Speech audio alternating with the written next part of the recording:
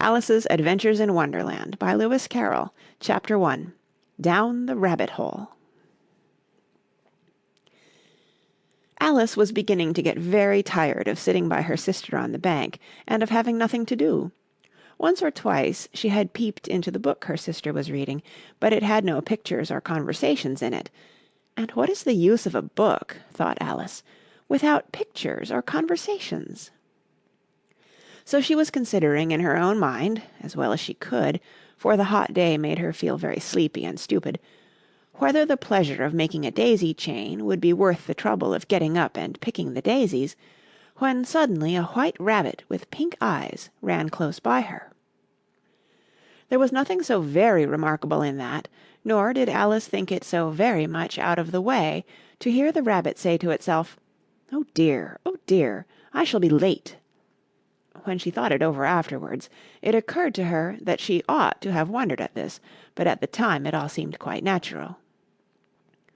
But when the rabbit actually took a watch out of its waistcoat pocket and looked at it, and then hurried on, Alice started to her feet, for it flashed across her mind that she had never before seen a rabbit with either a waistcoat pocket or a watch to take out of it, and, burning with curiosity, she ran across the field after it, and fortunately was just in time to see it pop down a large rabbit-hole under the hedge. In another moment down went Alice after it, never once considering how in the world she was to get out again. The rabbit-hole went straight on like a tunnel for some way, and then dipped suddenly down, so suddenly that Alice had not a moment to think about stopping herself before she found herself falling down a very deep well. Either the well was very deep, or she fell very slowly, for she had plenty of time as she went down to look about her, and to wonder what was going to happen next. First she tried to look down and make out what she was coming to, but it was too dark to see anything. Then she looked at the sides of the well and noticed that they were filled with cupboards and bookshelves. Here and there she saw maps and pictures hung upon pegs. She took down a jar from one of the shelves as she passed. It was labelled Orange Marmalade, but to her great disappointment it was empty. She did not like to drop the jar for fear of killing somebody, so managed to put it into one of the cupboards as she fell past it. Well, thought Alice to herself, after such a fall as this, I shall think nothing of tumbling downstairs. How brave they'll all think me at home. Why, I wouldn't say anything about it, even if I fell off the top of the house. Which was very likely true. Down, down, down. Would the fall never come to an end? I wonder how many miles I've fallen by this time, she said aloud. I must be getting somewhere near the centre of the earth. Let me see. That would be 4,000 miles down, I think. For, you see, Alice had learnt several things of this sort in her lessons in the schoolroom, and though this was not a very good opportunity for showing off her knowledge, as there was no one to listen to her, still it was good practice to say it over. Yes, that's about the right distance, but then I wonder what latitude or longitude I've got to. Alice had no idea what latitude was, or longitude either, but thought they were nice grand words to say. Presently she began again. I wonder if I shall fall right through the earth. How funny it'll seem to come out among the people that walk with their heads downward. The antipathies, I think. She was rather glad there was no one listening this time, as it didn't sound at all the right word. But I shall have to ask them what the name of the country is, you know. Please, ma'am, is this New Zealand or Australia? And she tried to curtsy as she spoke. Fancy curtsying as you're falling through the air. Do you think you could manage it? And what an ignorant little girl she'll think me for asking. No, it'll never do to ask. Perhaps I shall see it written up somewhere. Down, down, down. There was nothing else to do, so Alice soon began talking again. Dinah'll miss me very much to-night, I should think. Dinah was the cat. I hope they'll remember her saucer of milk at tea-time. Dinah, my dear, I wish you were down here with me. There are no mice in the air, I'm afraid, but you might catch a bat, and that's very like a mouse, you know. But do cats eat bats, I wonder?" And here Alice began to get rather sleepy, and went on saying to herself in a dreamy sort of way, "Do cats eat bats? Do cats eat bats?" And sometimes, "Do bats eat cats?" For, you see, as she couldn't answer either question, it didn't much matter which way she put it.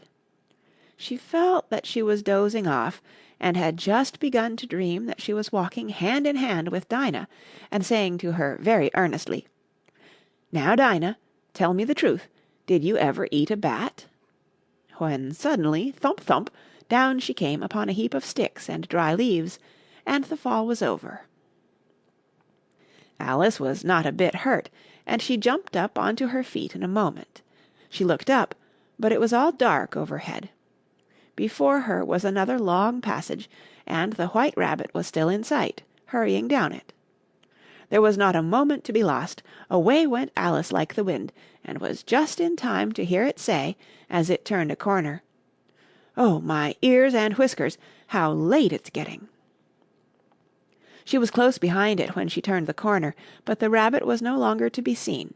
She found herself in a long, low hall, which was lit up by a row of lamps hanging from the roof. There were doors all round the hall, but they were all locked, and when Alice had been all the way down one side and up the other, trying every door, she walked sadly down the middle, wondering how she was ever to get out again. Suddenly she came upon a little three-legged table, all made of solid glass. There was nothing on it except a tiny golden key, and Alice's first thought was that it might belong to one of the doors of the hall, but, alas, either the locks were too large, or the key was too small, but at any rate it would not open any of them. However, on the second time round she came upon a low curtain she had not noticed before, and behind it was a little door about 15 inches high. She tried the little golden key in the lock, and to her great delight it fitted. Alice opened the door and found that it led into a small passage, not much larger than a rat-hole. She knelt down and looked along the passage into the loveliest garden you ever saw. How she longed to get out of that dark hall and wander about among those beds of bright flowers and those cool fountains, but she could not even get her head through the doorway. "And even if my head would go through," thought poor Alice, "it would be of very little use without my shoulders. Oh, how I wish I could shut up like a telescope! I think I could, if I only knew how to begin." For, you see, so many out-of-the-way things had happened lately that Alice had begun to think that very few things indeed were really impossible. There seemed to be no use in waiting by the little door, so she went back to the table, half hoping she might find another key on it, or at any rate a book of rules for shutting people up like telescopes. This time she found a little bottle on it. "Which certainly was not here before," said Alice. And round the neck of the bottle was a paper label, with the words "Drink me" beautifully printed on it in large letters. It was all very well to say "Drink me," but the wise little Alice was not going to do that in a hurry. "No, I'll look first," she said, "and see whether it's marked poison or not."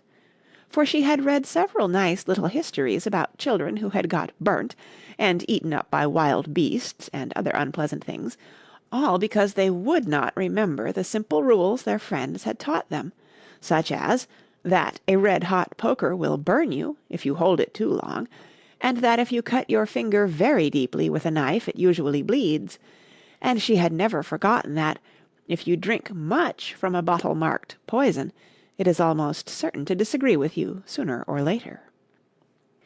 However, this bottle was not marked poison, so Alice ventured to taste it, and finding it very nice (it had, in fact, a sort of mixed flavour of cherry tart, custard, pineapple, roast turkey, toffee, and hot buttered toast), she very soon finished it off.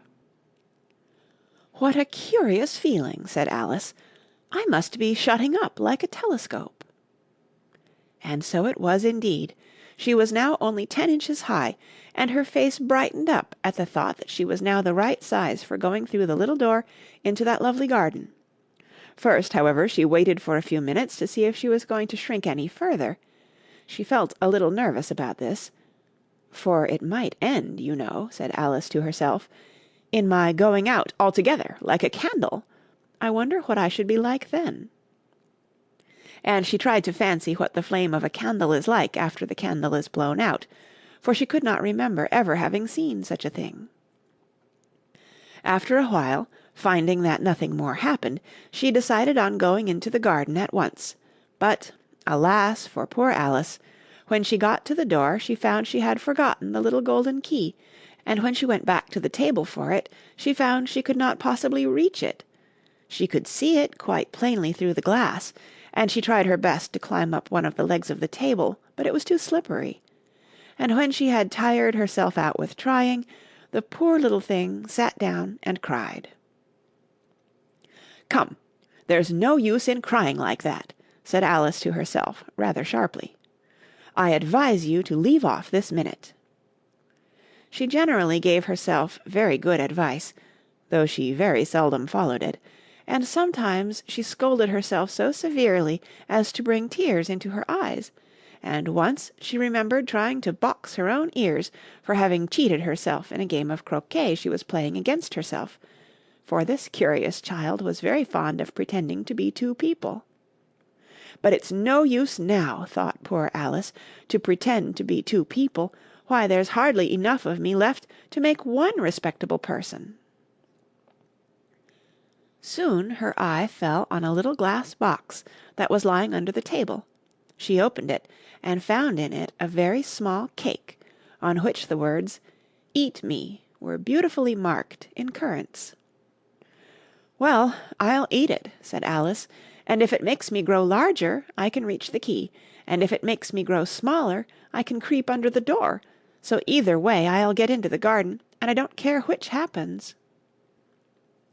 She ate a little bit, and said anxiously to herself, "Which way? Which way?" holding her hand on the top of her head to feel which way it was growing, and she was quite surprised to find that she remained the same size.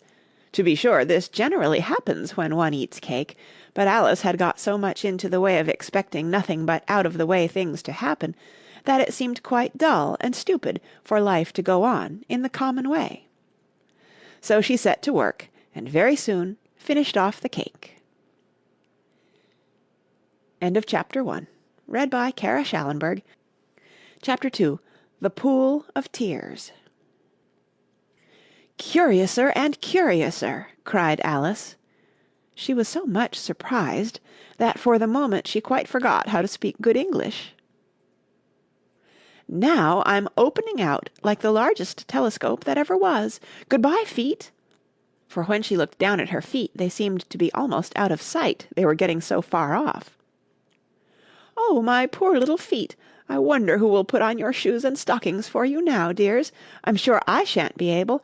I shall be a great deal too far off to trouble myself about you. You must manage the best way you can. But I must be kind to them," thought Alice, "or perhaps they won't walk the way I want to go. Let me see.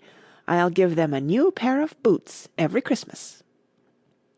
And she went on planning to herself how she would manage it. "They must go by the carrier," she thought, "and how funny it'll seem sending presents to one's own feet, and how odd the directions will look. Alice's right foot, Esquire, hearthrug, near the fender, with Alice's love. Oh dear, what nonsense I'm talking." Just then her head struck against the roof of the hall. In fact, she was now more than 9 feet high, and she at once took up the little golden key and hurried off to the garden door. Poor Alice! It was as much as she could do, lying down on one side, to look through into the garden with one eye, but to get through was more hopeless than ever. She sat down and began to cry again. "You ought to be ashamed of yourself," said Alice, "a great girl like you." She might well say this. "To go on crying in this way. Stop this moment, I tell you." But she went on all the same, shedding gallons of tears, until there was a large pool all round her, about 4 inches deep, and reaching half down the hall. After a time she heard a little pattering of feet in the distance, and she hastily dried her eyes to see what was coming. It was the White Rabbit returning, splendidly dressed, with a pair of white kid gloves in one hand and a large fan in the other.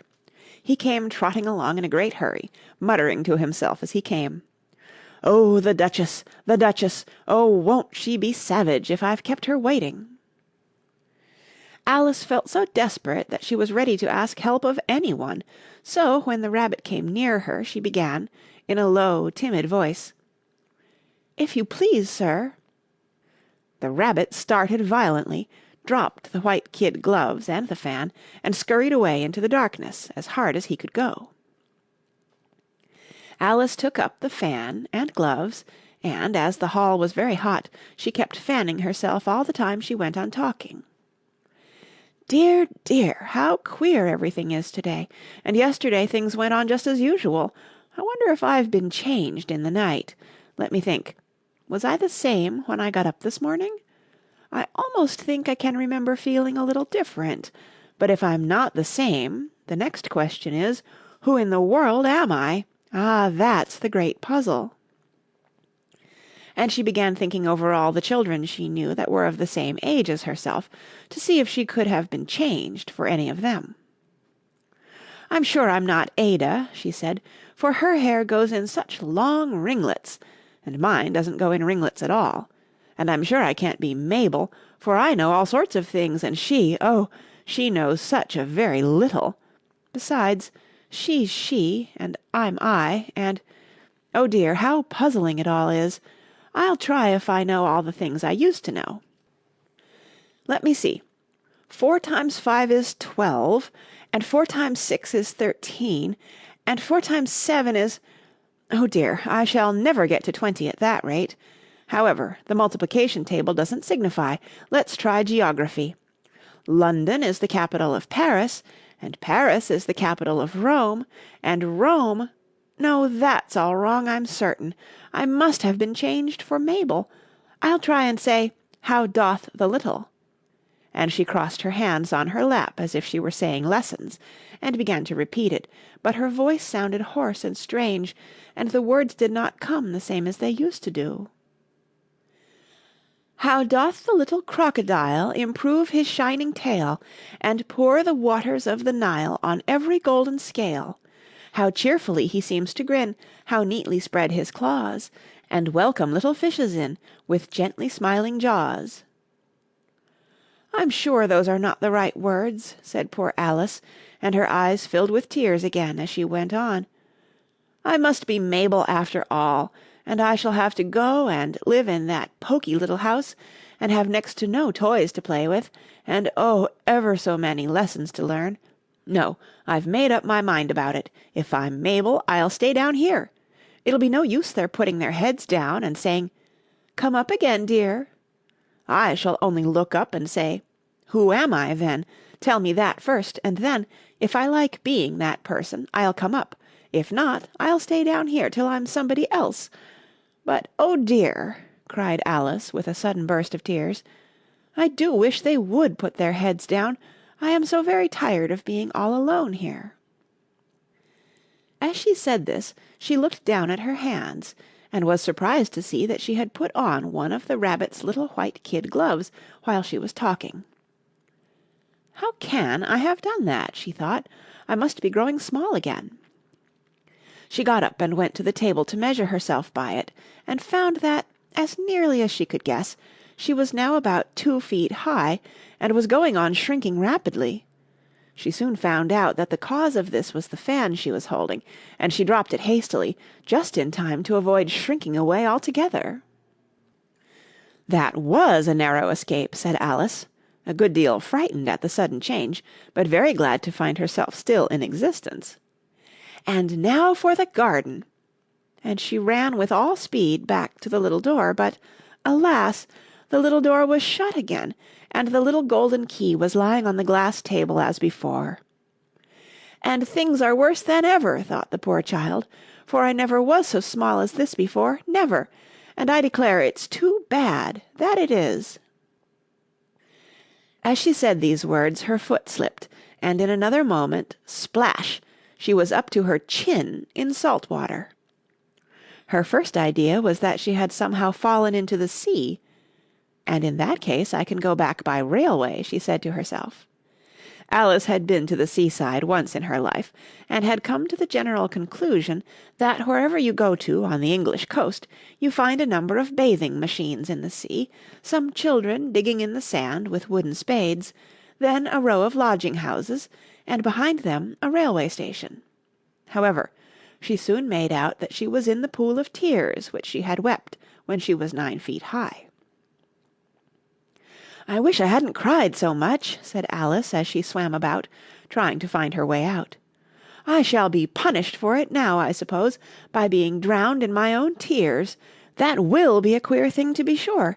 However, everything is queer to-day." Just then she heard something splashing about in the pool a little way off, and she swam nearer to make out what it was. At first she thought it must be a walrus or hippopotamus, but then she remembered how small she was now, and she soon made out that it was only a mouse that had slipped in like herself. "Would it be of any use now," thought Alice, "to speak to this mouse? Everything is so out of the way down here that I should think it very likely it can talk. At any rate, there's no harm in trying." So she began. "Oh, Mouse, do you know the way out of this pool? I am very tired of swimming about here, oh Mouse." Alice thought this must be the right way of speaking to a mouse. She had never done such a thing before, but she remembered having seen in her brother's Latin grammar, "A mouse, of a mouse, to a mouse, a mouse, o mouse." The mouse looked at her rather inquisitively, and seemed to her to wink with one of its little eyes, but it said nothing. "Perhaps it doesn't understand English," thought Alice. "I dare say it's a French mouse, come over with William the Conqueror." For, with all her knowledge of history, Alice had no very clear notion how long ago anything had happened. So she began again, "Où est ma chatte?" which was the first sentence in her French lesson book. The mouse gave a sudden leap out of the water, and seemed to quiver all over with fright. "Oh, I beg your pardon," cried Alice hastily, afraid that she had hurt the poor animal's feelings. "I quite forgot you didn't like cats." "Not like cats!" cried the mouse in a shrill, passionate voice. "Would you like cats if you were me?" "Well, perhaps not," said Alice in a soothing tone. "Don't be angry about it. And yet I wish I could show you our cat, Dinah. I think you'd take a fancy to cats if you could only see her. She is such a dear, quiet thing," Alice went on, half to herself, as she swam lazily about in the pool. "And she sits purring so nicely by the fire, licking her paws and washing her face, and she is such a nice soft thing to nurse, and she's such a capital one for catching mice. Oh, I beg your pardon," cried Alice again, for this time the mouse was bristling all over, and she felt certain it must be really offended. "We won't talk about her any more, if you'd rather not." "We, indeed!" cried the mouse, who was trembling down to the end of his tail. "As if I would talk on such a subject! Our family always hated cats. Nasty, low, vulgar things. Don't let me hear the name again." "I won't, indeed," said Alice, in a great hurry to change the subject of conversation. Are you fond of dogs?" The mouse did not answer, so Alice went on eagerly. "There is such a nice little dog near our house I should like to show you. A little bright-eyed terrier, you know, with oh, such long curly brown hair, and it'll fetch things when you throw them, and it'll sit up and beg for its dinner and all sorts of things. I can't remember half of them. And it belongs to a farmer, you know, and he says it's so useful it's worth 100 pounds. He says it kills all the rats and—" "Oh dear," cried Alice in a sorrowful tone, "I'm afraid I've offended it again." For the mouse was swimming away from her as hard as it could go, and making quite a commotion in the pool as it went. So she called softly after it, "Mouse dear, do come back again, and we won't talk about cats or dogs either if you don't like them." When the mouse heard this, it turned round and swam slowly back to her. Its face was quite pale, with passion, Alice thought, and it said in a low, trembling voice, "Let us get to the shore, and then I'll tell you my history, and you'll understand why it is I hate cats and dogs." It was high time to go, for the pool was getting quite crowded with the birds and animals that had fallen into it. There were a duck and a dodo, a lory and an eaglet, and several other curious creatures. Alice led the way, and the whole party swam to the shore. End of Chapter 2. Chapter 3. A Caucus-Race and a Long Tail. They were indeed a queer-looking party that assembled on the bank, the birds with draggled feathers, the animals with their fur clinging close to them, and all dripping wet, cross, and uncomfortable. The first question, of course, was how to get dry again. They had a consultation about this, and after a few minutes it seemed quite natural to Alice to find herself talking familiarly with them, as if she had known them all her life. Indeed, she had quite a long argument with the lory, who at last turned sulky, and would only say, "I am older than you, and must know better." And this Alice would not allow without knowing how old it was, and, as the lory positively refused to tell its age, there was no more to be said.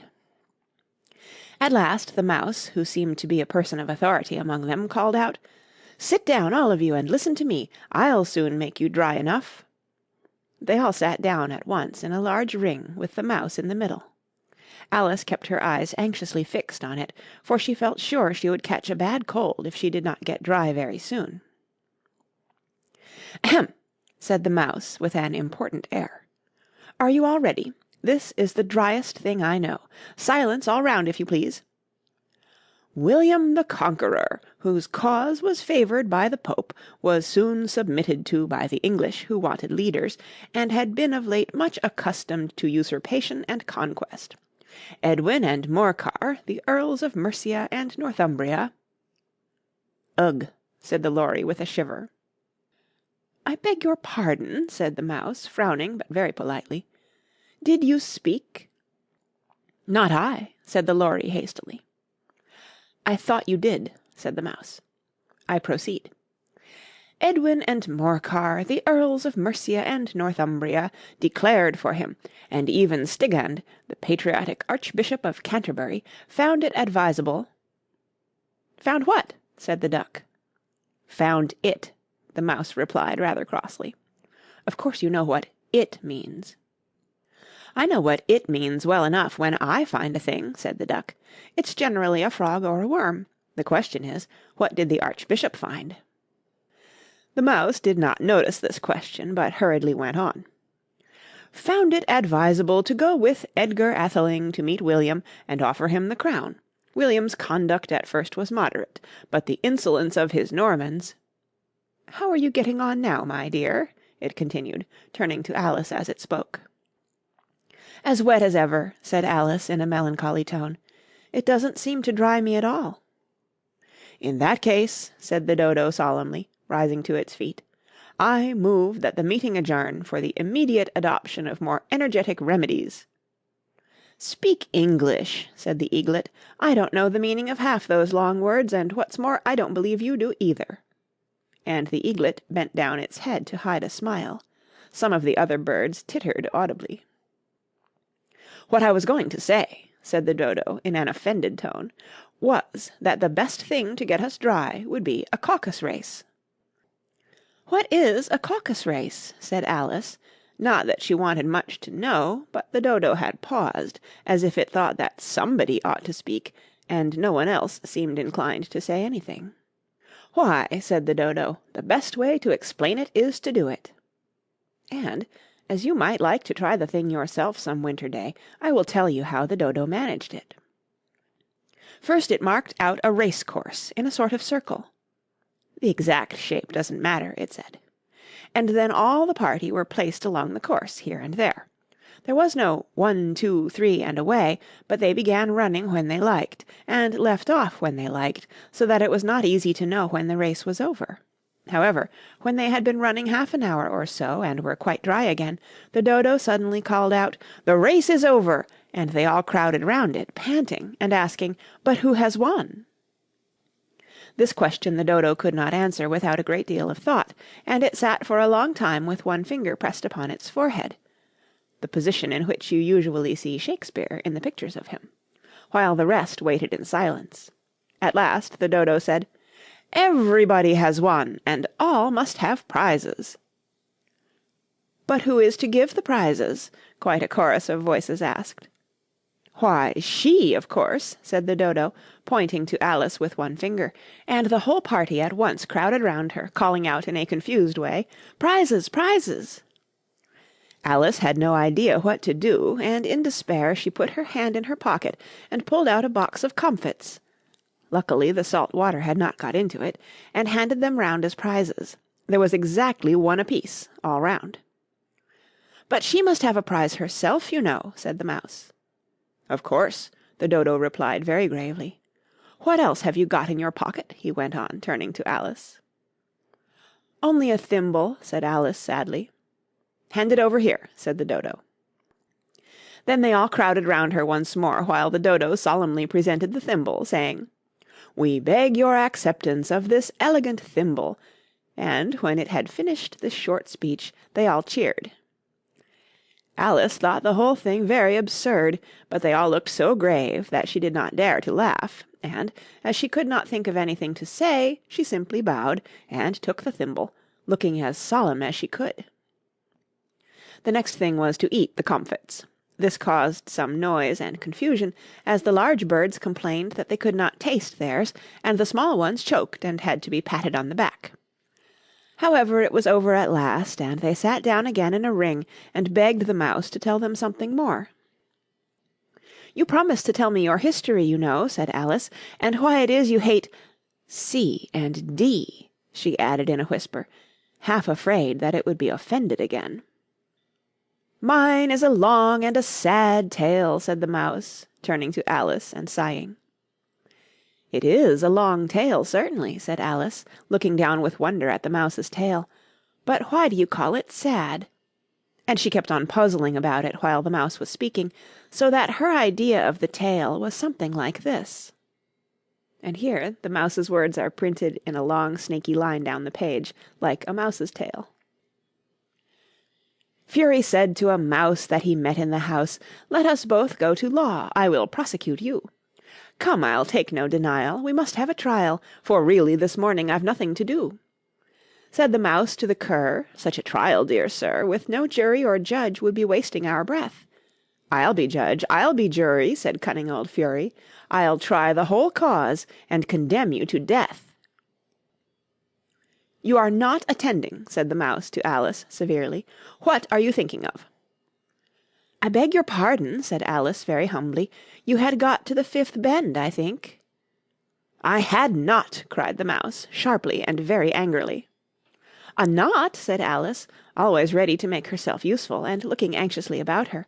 "Oh, do let me help to undo it." "I shall do nothing of the sort," said the Mouse, getting up and walking away. "You insult me by talking such nonsense." "I didn't mean it," pleaded poor Alice, "but you're so easily offended, you know." The Mouse only growled in reply. "Please come back and finish your story," Alice called after it, and the others all joined in chorus, "Yes, please do." But the Mouse only shook its head impatiently and walked a little quicker. "What a pity it wouldn't stay," sighed the Lory, as soon as it was quite out of sight, and an old crab took the opportunity of saying to her daughter, "Ah, my dear, let this be a lesson to you never to lose your temper." "Hold your tongue, Ma," said the young crab, a little snappishly. "You're enough to try the patience of an oyster." "I wish I had our Dinah here, I know I do," said Alice aloud, addressing nobody in particular. "She'd soon fetch it back." "And who is Dinah, if I might venture to ask the question?" said the Lory. Alice replied eagerly, for she was always ready to talk about her pet. "Dinah's our cat, and she's such a capital one for catching mice, you can't think. And, oh, I wish you could see her after the birds. Why, she'll eat a little bird as soon as look at it." This speech caused a remarkable sensation among the party. Some of the birds hurried off at once. One old magpie began wrapping itself up very carefully, remarking, "I really must be getting home. The night air doesn't suit my throat." And a canary called out in a trembling voice to its children, "Come away, my dears, it's high time you were all in bed." On various pretexts they all moved off, and Alice was soon left alone. "I wish I hadn't mentioned Dinah," she said to herself in a melancholy tone. "Nobody seems to like her down here, and I'm sure she's the best cat in the world. Oh, my dear Dinah, I wonder if I shall ever see you any more." And here poor Alice began to cry again, for she felt very lonely and low-spirited. In a little while, however, she again heard a little pattering of footsteps in the distance, and she looked up eagerly, half hoping that the mouse had changed his mind, and was coming back to finish his story. End of Chapter 3. Chapter 4. The Rabbit Sends in a Little Bill. It was the White Rabbit, trotting slowly back again, and looking anxiously about as it went, as if it had lost something, and she heard it muttering to itself, "The Duchess! The Duchess! Oh, my dear paws! Oh, my fur and whiskers! She'll get me executed, as sure as ferrets are ferrets! Where can I have dropped them, I wonder?" Alice guessed in a moment that it was looking for the fan and the pair of white kid gloves, and she very good-naturedly began hunting about for them, but they were nowhere to be seen. Everything seemed to have changed since her swim in the pool, and the great hall, with the glass table and the little door, had vanished completely. Very soon the Rabbit noticed Alice as she went hunting about, and called out to her in an angry tone, "Why, Mary Ann, what are you doing out here? Run home this moment, and fetch me a pair of gloves and a fan. Quick now!" And Alice was so much frightened that she ran off at once in the direction it pointed to, without trying to explain the mistake it had made. "He took me for his housemaid," she said to herself as she ran. "How surprised he'll be when he finds out who I am! But I'd better take him his fan and gloves, that is, if I can find them." As she said this, she came upon a neat little house, on the door of which was a bright brass plate with the name W. Rabbit engraved upon it. She went in without knocking, and hurried upstairs, in great fear lest she should meet the real Mary Ann, and be turned out of the house before she had found the fan and gloves. "How queer it seems," Alice said to herself, "to be going messages for a rabbit. I suppose Dinah'll be sending me on messages next." And she began fancying the sort of thing that would happen. "Miss Alice, come here directly and get ready for your walk." "Coming in a minute, nurse, but I've got to see that the mouse doesn't get out." "Only I don't think," Alice went on, "that they'd let Dinah stop in the house if it began ordering people about like that." By this time she had found her way into a tidy little room with a table in the window, and on it, as she had hoped, a fan and 2 or 3 pairs of tiny white kid gloves. She took up the fan and a pair of the gloves, and was just going to leave the room, when her eye fell upon a little bottle that stood near the looking-glass. There was no label this time with the words, "Drink me," but nevertheless she uncorked it and put it to her lips. "I know something interesting is sure to happen," she said to herself, "whenever I eat or drink anything, so I'll just see what this bottle does. I do hope it'll make me grow large again, for really I'm quite tired of being such a tiny little thing." It did so indeed, and much sooner than she had expected. Before she had drunk half the bottle, she found her head pressing against the ceiling, and had to stoop to save her neck from being broken. She hastily put down the bottle, saying to herself, "That's quite enough. I hope I shan't grow any more. As it is, I can't get out at the door. I do wish I hadn't drunk quite so much." Alas, it was too late to wish that. She went on growing and growing, and very soon had to kneel down on the floor. In another minute there was not even room for this, and she tried the effect of lying down with one elbow against the door, and the other arm curled round her head. Still she went on growing, and as a last resource she put one arm out of the window and one foot up the chimney, and said to herself, "Now I can do no more, whatever happens. What will become of me?" Luckily for Alice, the little magic bottle had now had its full effect, and she grew no larger. Still, it was very uncomfortable, and as there seemed to be no sort of chance of her ever getting out of the room again, no wonder she felt unhappy. It was much pleasanter at home, thought poor Alice, when one wasn't always growing larger and smaller, and being ordered about by mice and rabbits. I almost wish I hadn't gone down that rabbit-hole, and yet, it's rather curious, you know, this sort of life. I do wonder what can have happened to me. When I used to read fairy tales, I fancied that kind of thing never happened, and now here I am in the middle of one. There ought to be a book written about me, that there ought, and when I grow up I'll write one. But I'm grown up now," she added in a sorrowful tone. "At least, there's no room to grow up any more here." "But then," thought Alice, "shall I never get any older than I am now? That'll be a comfort in one way, never to be an old woman, but then always to have lessons to learn. Oh, I shouldn't like that." "Oh, you foolish Alice," she answered herself. "How can you learn lessons in here? Why, there's hardly room for you, and no room at all for any lesson books." And so she went on, taking first one side and then the other, and making quite a conversation of it altogether, but after a few minutes she heard a voice outside, and stopped to listen. "Mary Ann, Mary Ann," said the voice, "fetch me my gloves this moment." Then came a little pattering of feet on the stairs. Alice knew it was the rabbit coming to look for her, and she trembled till she shook the house, quite forgetting that she was now about 1,000 times as large as the rabbit, and had no reason to be afraid of it. Presently the rabbit came up to the door and tried to open it, but, as the door opened inwards, and Alice's elbow was pressed hard against it, that attempt proved a failure. Alice heard it say to itself, "Then I'll go round and get in at the window." "That you won't," thought Alice, and, after waiting till she fancied she heard the rabbit just under the window, she suddenly spread out her hand and made a snatch in the air. She did not get hold of anything, but she heard a little shriek and a fall and a crash of broken glass, from which she concluded that it was just possible it had fallen into a cucumber frame or something of the sort. Next came an angry voice, the rabbit's, "Pat, Pat, where are you?" And then a voice she had never heard before, "Sure then I'm here, digging for apples, your honour." "Digging for apples, indeed," said the rabbit angrily. "Here, come and help me out of this." Sounds of more broken glass. "Now tell me, Pat, what's that in the window?" "Sure, it's an arm, your honour." He pronounced it arum. "An arm, you goose! Who ever saw one that size? Why, it fills the whole window." "Sure it does, your honour, but it's an arm for all that." "Well, it's got no business there, at any rate. Go and take it away."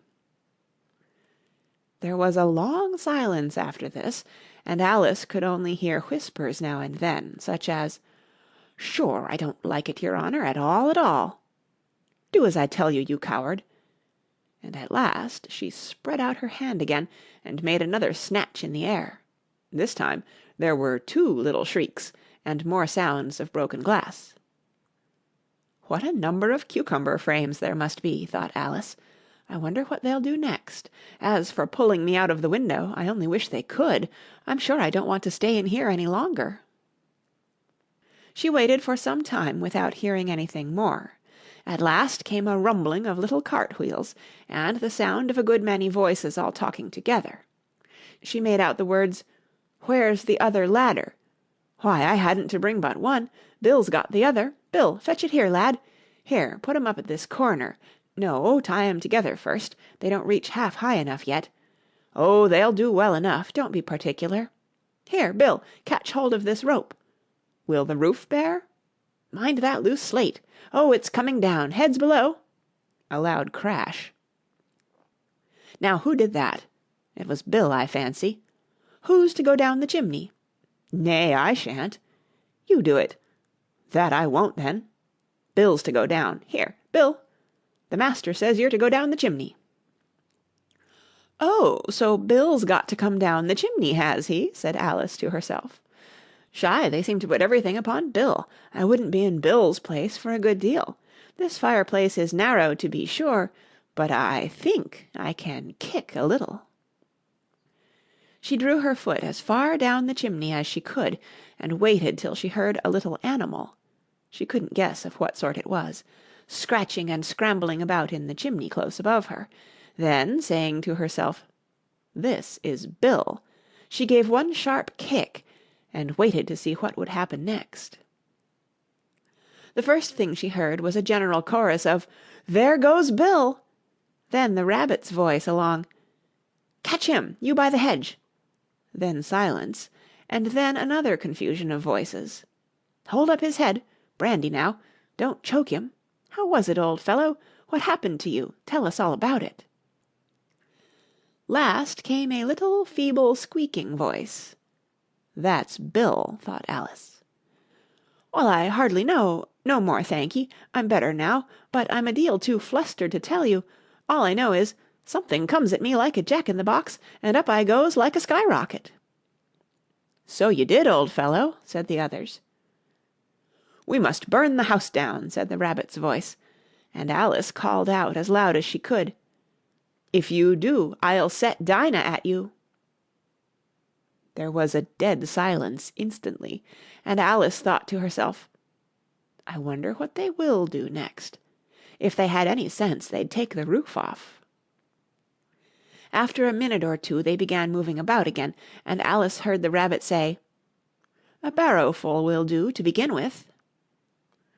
A barrowful of what? thought Alice, but she had not long to doubt, for the next moment a shower of little pebbles came rattling in at the window, and some of them hit her in the face. "I'll put a stop to this," she said to herself, and shouted out, "You'd better not do that again," which produced another dead silence. Alice noticed with some surprise that the pebbles were all turning into little cakes as they lay on the floor, and a bright idea came into her head. "If I eat one of these cakes," she thought, "it's sure to make some change in my size, and as it can't possibly make me larger, it must make me smaller, I suppose." So she swallowed one of the cakes, and was delighted to find that she began shrinking directly. As soon as she was small enough to get through the door, she ran out of the house, and found quite a crowd of little animals and birds waiting outside. The poor little lizard, Bill, was in the middle, being held up by 2 guinea pigs, who were giving it something out of a bottle. They all made a rush at Alice the moment she appeared, but she ran off as hard as she could, and soon found herself safe in a thick wood. "The first thing I've got to do," said Alice to herself, as she wandered about in the wood, "is to grow to my right size again, and the second thing is to find my way into that lovely garden. I think that will be the best plan." It sounded an excellent plan, no doubt, and very neatly and simply arranged. The only difficulty was that she had not the smallest idea how to set about it, and while she was peering about anxiously among the trees, a little sharp bark just over her head made her look up in a great hurry.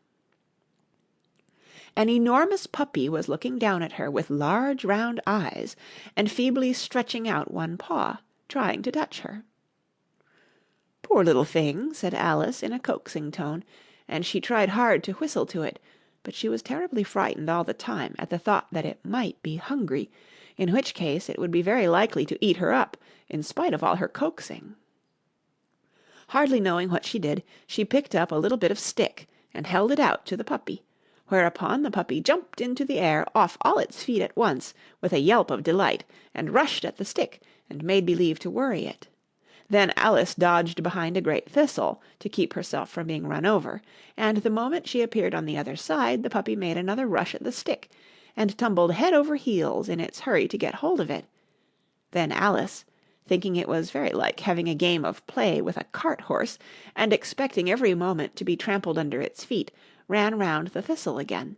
Then the puppy began a series of short charges at the stick, running a very little way forwards each time, and a long way back, and barking hoarsely all the while, till at last it sat down a good way off, panting, with its tongue hanging out of its mouth, and its great eyes half shut. This seemed to Alice a good opportunity for making her escape, so she set off at once, and ran till she was quite tired and out of breath, and till the puppy's bark sounded quite faint in the distance. "And yet what a dear little puppy it was," said Alice, as she leant against a buttercup to rest herself, and fanned herself with one of the leaves. "I should have liked teaching it tricks very much, if I'd only been the right size to do it. Oh dear, I'd nearly forgotten that I've got to grow up again. Let me see. How is it to be managed? I suppose I ought to eat or drink something or other, but the great question is, what?" The great question certainly was, what? Alice looked all round her, at the flowers and the blades of grass, but she did not see anything that looked like the right thing to eat or drink, under the circumstances. There was a large mushroom growing near her, about the same height as herself, and when she had looked under it, and on both sides of it, and behind it, it occurred to her that she might as well look and see what was on the top of it. She stretched herself up on tiptoe, and peeped over the edge of the mushroom, and her eyes immediately met those of a large caterpillar that was sitting on the top with its arms folded, quietly smoking a long hookah, and taking not the smallest notice of her or of anything else. End of Chapter 4. Chapter 5. Advice from a Caterpillar. The caterpillar and Alice looked at each other for some time in silence. At last the caterpillar took the hookah out of its mouth and addressed her in a languid, sleepy voice. "Who are you?" said the caterpillar. This was not an encouraging opening for a conversation. Alice replied rather shyly, I hardly know, sir, just at present. At least I know who I was when I got up this morning, but I think I must have been changed several times since then." "What do you mean by that?" said the caterpillar sternly. "Explain yourself." "I can't explain myself, I'm afraid, sir," said Alice, "because I'm not myself, you see." "I don't see," said the caterpillar. "I'm afraid I can't put it more clearly," Alice replied very politely, "for I can't understand it myself to begin with, and being so many different sizes in a day is very confusing." "It isn't," said the caterpillar. "Well, perhaps you haven't found it so yet," said Alice, "but when you have to turn into a chrysalis, you will some day, you know, and then after that into a butterfly, I should think you'll feel it a little queer, won't you?" "Not a bit," said the caterpillar. "Well, perhaps your feelings may be different," said Alice. "All I know is, it would feel very queer to me." "You," said the caterpillar contemptuously. "Who are you?" Which brought them back again to the beginning of the conversation. Alice felt a little irritated at the caterpillar's making such very short remarks, and she drew herself up and said very gravely, "I think you ought to tell me who you are first." "Why?" said the caterpillar. Here was another puzzling question, and as Alice could not think of any good reason, and as the caterpillar seemed to be in a very unpleasant state of mind, she turned away. "Come back," the caterpillar called after her. "I've something important to say." This sounded promising, certainly. Alice turned and came back. "Keep your temper," said the caterpillar. "Is that all?" said Alice, swallowing down her anger as well as she could. "No," said the caterpillar. Alice thought she might as well wait, as she had nothing else to do, and perhaps after all it might tell her something worth hearing. For some minutes it puffed away without speaking, but at last it unfolded its arms, took the hookah out of its mouth again, and said, "So you think you're changed, do you?" "I'm afraid I am, sir," said Alice. "I can't remember things as I used, and I don't keep the same size for 10 minutes together." "Can't remember what things?" said the caterpillar. "Well, I've tried to say, 'How doth the little busy bee?' but it all came different," Alice replied in a very melancholy voice. "Repeat, 'You are old, Father William,'" said the caterpillar. Alice folded her hands and began. "You are old, Father William," the young man said, "and your hair has become very white. And yet you incessantly stand on your head. Do you think at your age it is right?" "In my youth," Father William replied to his son, I feared it might injure the brain, but now that I'm perfectly sure I have none, why, I do it again and again." "You are old," said the youth, "as I mentioned before, and have grown most uncommonly fat. Yet you turned a back somersault in at the door. Pray, what is the reason of that?" "In my youth," said the sage, as he shook his grey locks, "I kept all my limbs very supple by the use of this ointment, 1 shilling the box. Allow me to sell you a couple." "You are old," said the youth, "and your jaws are too weak for anything tougher than suet. Yet you finished the goose, with the bones and the beak. Pray, how did you manage to do it?" "In my youth," said his father, "I took to the law, and argued each case with my wife, and the muscular strength which it gave to my jaw has lasted the rest of my life." "You are old," said the youth, "one would hardly suppose that your eye was as steady as ever, yet you balanced an eel on the end of your nose. What made you so awfully clever?" "I have answered 3 questions, and that is enough," said his father. "Don't give yourself airs. Do you think I can listen all day to such stuff? Be off, or I'll kick you downstairs." "That is not said right," said the Caterpillar. "Not quite right, I'm afraid," said Alice timidly. "Some of the words have got altered." "It is wrong from beginning to end," said the Caterpillar decidedly, and there was silence for some minutes. The Caterpillar was the first to speak. "What size do you want to be?" it asked. "Oh, I'm not particular as to size," Alice hastily replied. "Only one doesn't like changing so often, you know." "I don't know," said the Caterpillar. Alice said nothing. She had never been so much contradicted in her life before, and she felt that she was losing her temper. "Are you content now?" said the Caterpillar. "Well, I should like to be a little larger, sir, if you wouldn't mind," said Alice. 3 inches is such a wretched height to be." "It is a very good height indeed," said the Caterpillar angrily, rearing itself upright as it spoke. It was exactly 3 inches high. "But I'm not used to it," pleaded poor Alice in a piteous tone. And she thought to herself, "I wish the creatures wouldn't be so easily offended."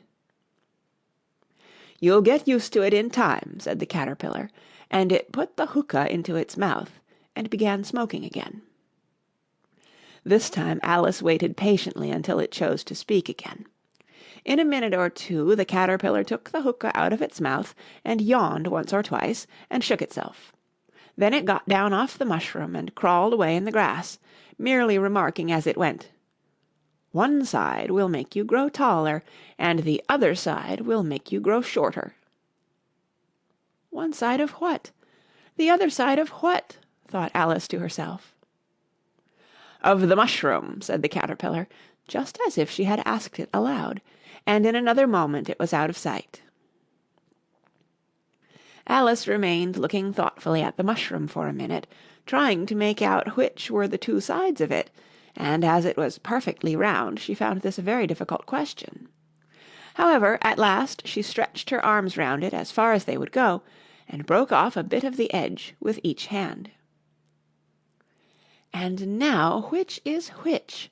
she said to herself, and nibbled a little of the right-hand bit to try the effect. The next moment she felt a violent blow underneath her chin. It had struck her foot. She was a good deal frightened by this very sudden change, but she felt that there was no time to be lost, as she was shrinking rapidly.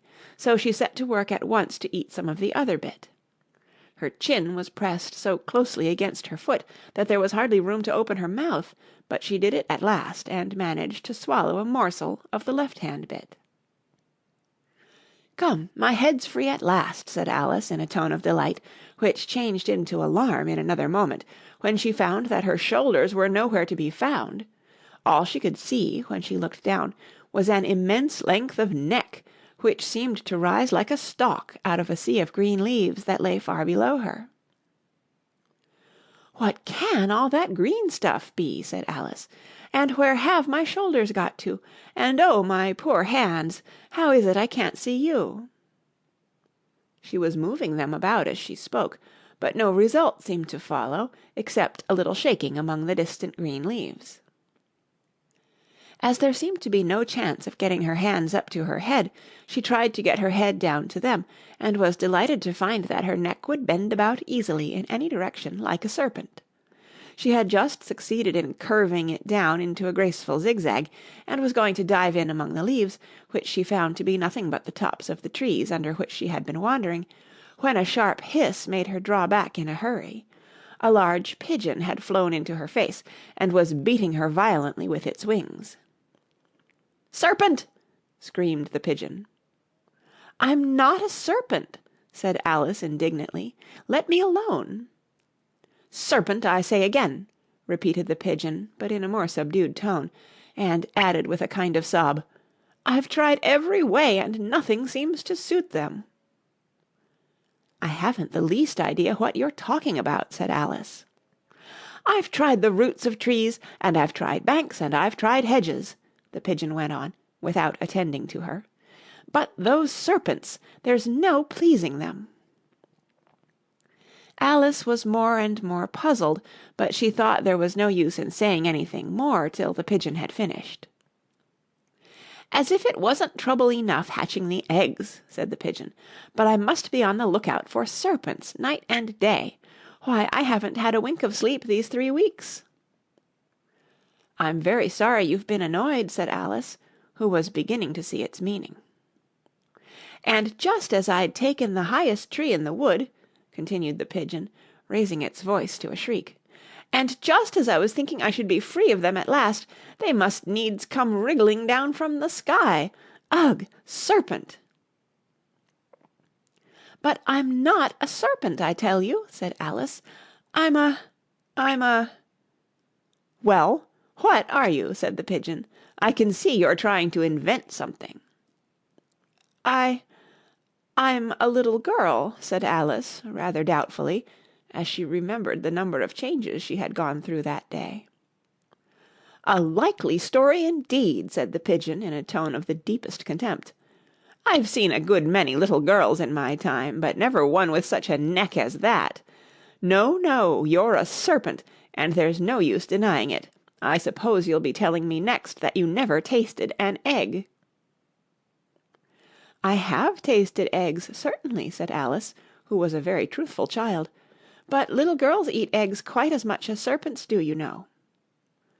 "I don't believe it," said the pigeon, "but if they do, why then they're a kind of serpent. That's all I can say." This was such a new idea to Alice that she was quite silent for a minute or two, which gave the pigeon the opportunity of adding, "You're looking for eggs, I know that well enough, and what does it matter to me whether you're a little girl or a serpent?" "It matters a good deal to me," said Alice hastily, "but I'm not looking for eggs as it happens, and if I was I shouldn't want yours. I don't like them raw." "Well, be off then," said the pigeon in a sulky tone, as it settled down again into its nest. Alice crouched down among the trees as well as she could, for her neck kept getting entangled among the branches, and every now and then she had to stop and untwist it. After a while she remembered that she still held the pieces of mushroom in her hands, and she set to work very carefully, nibbling first at one and then at the other, and growing sometimes taller and sometimes shorter, until she had succeeded in bringing herself down to her usual height.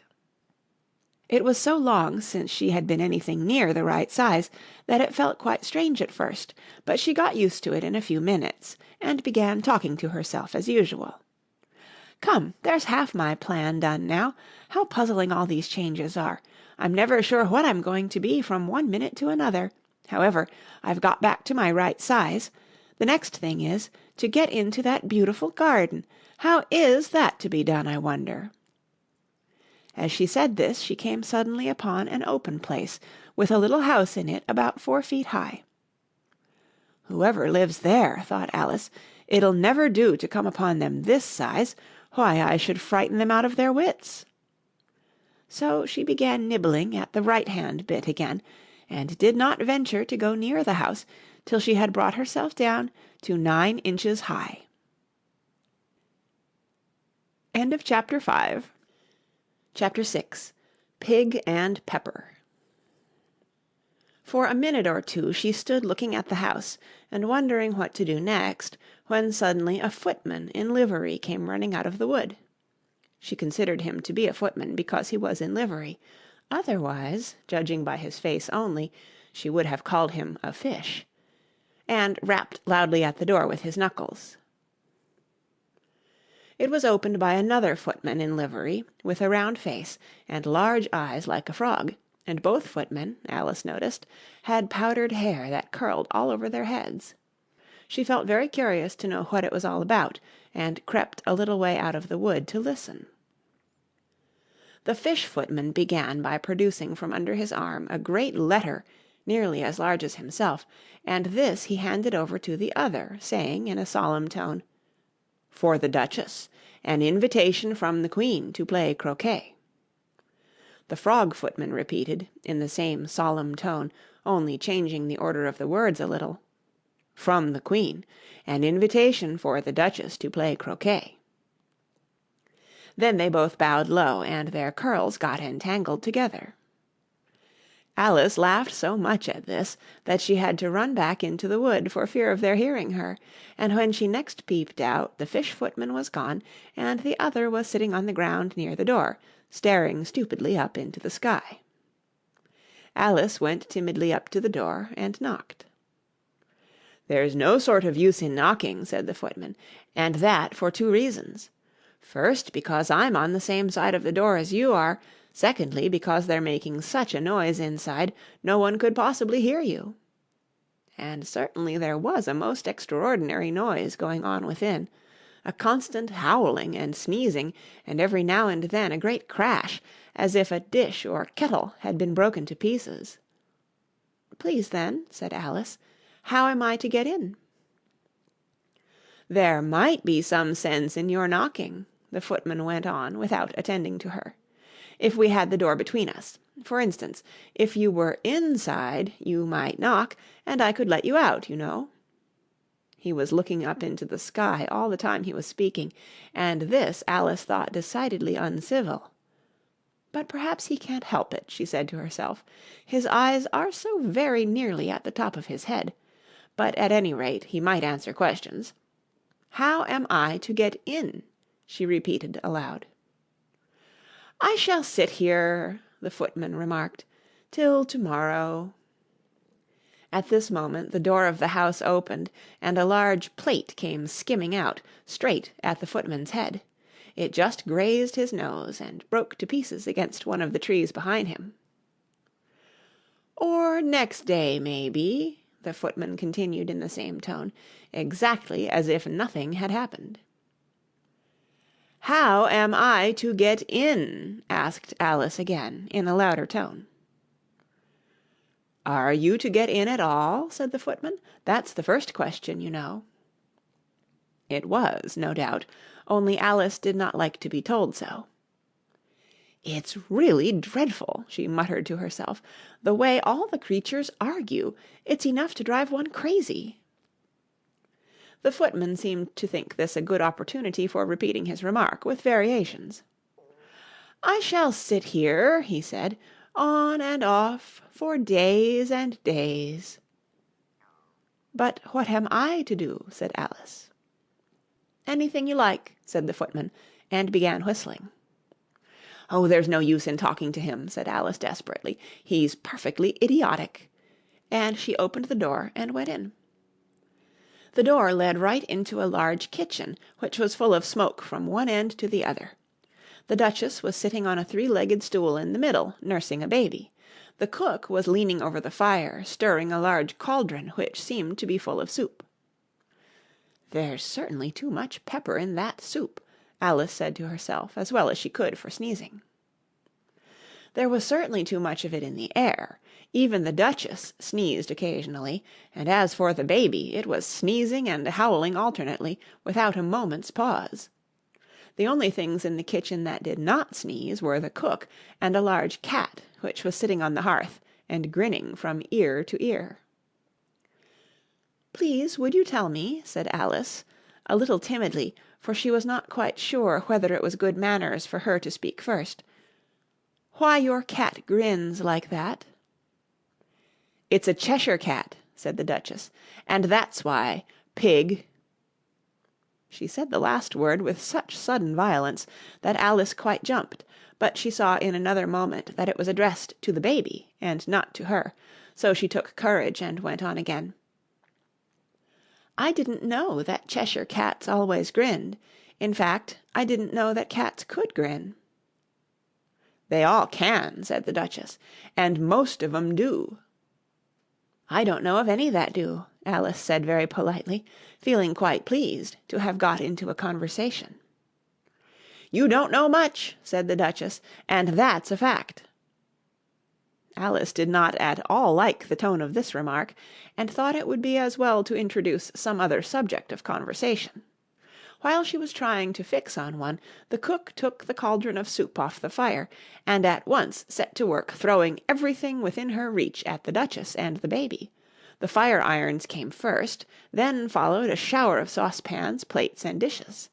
The Duchess took no notice of them even when they hit her, and the baby was howling so much already that it was quite impossible to say whether the blows hurt it or not.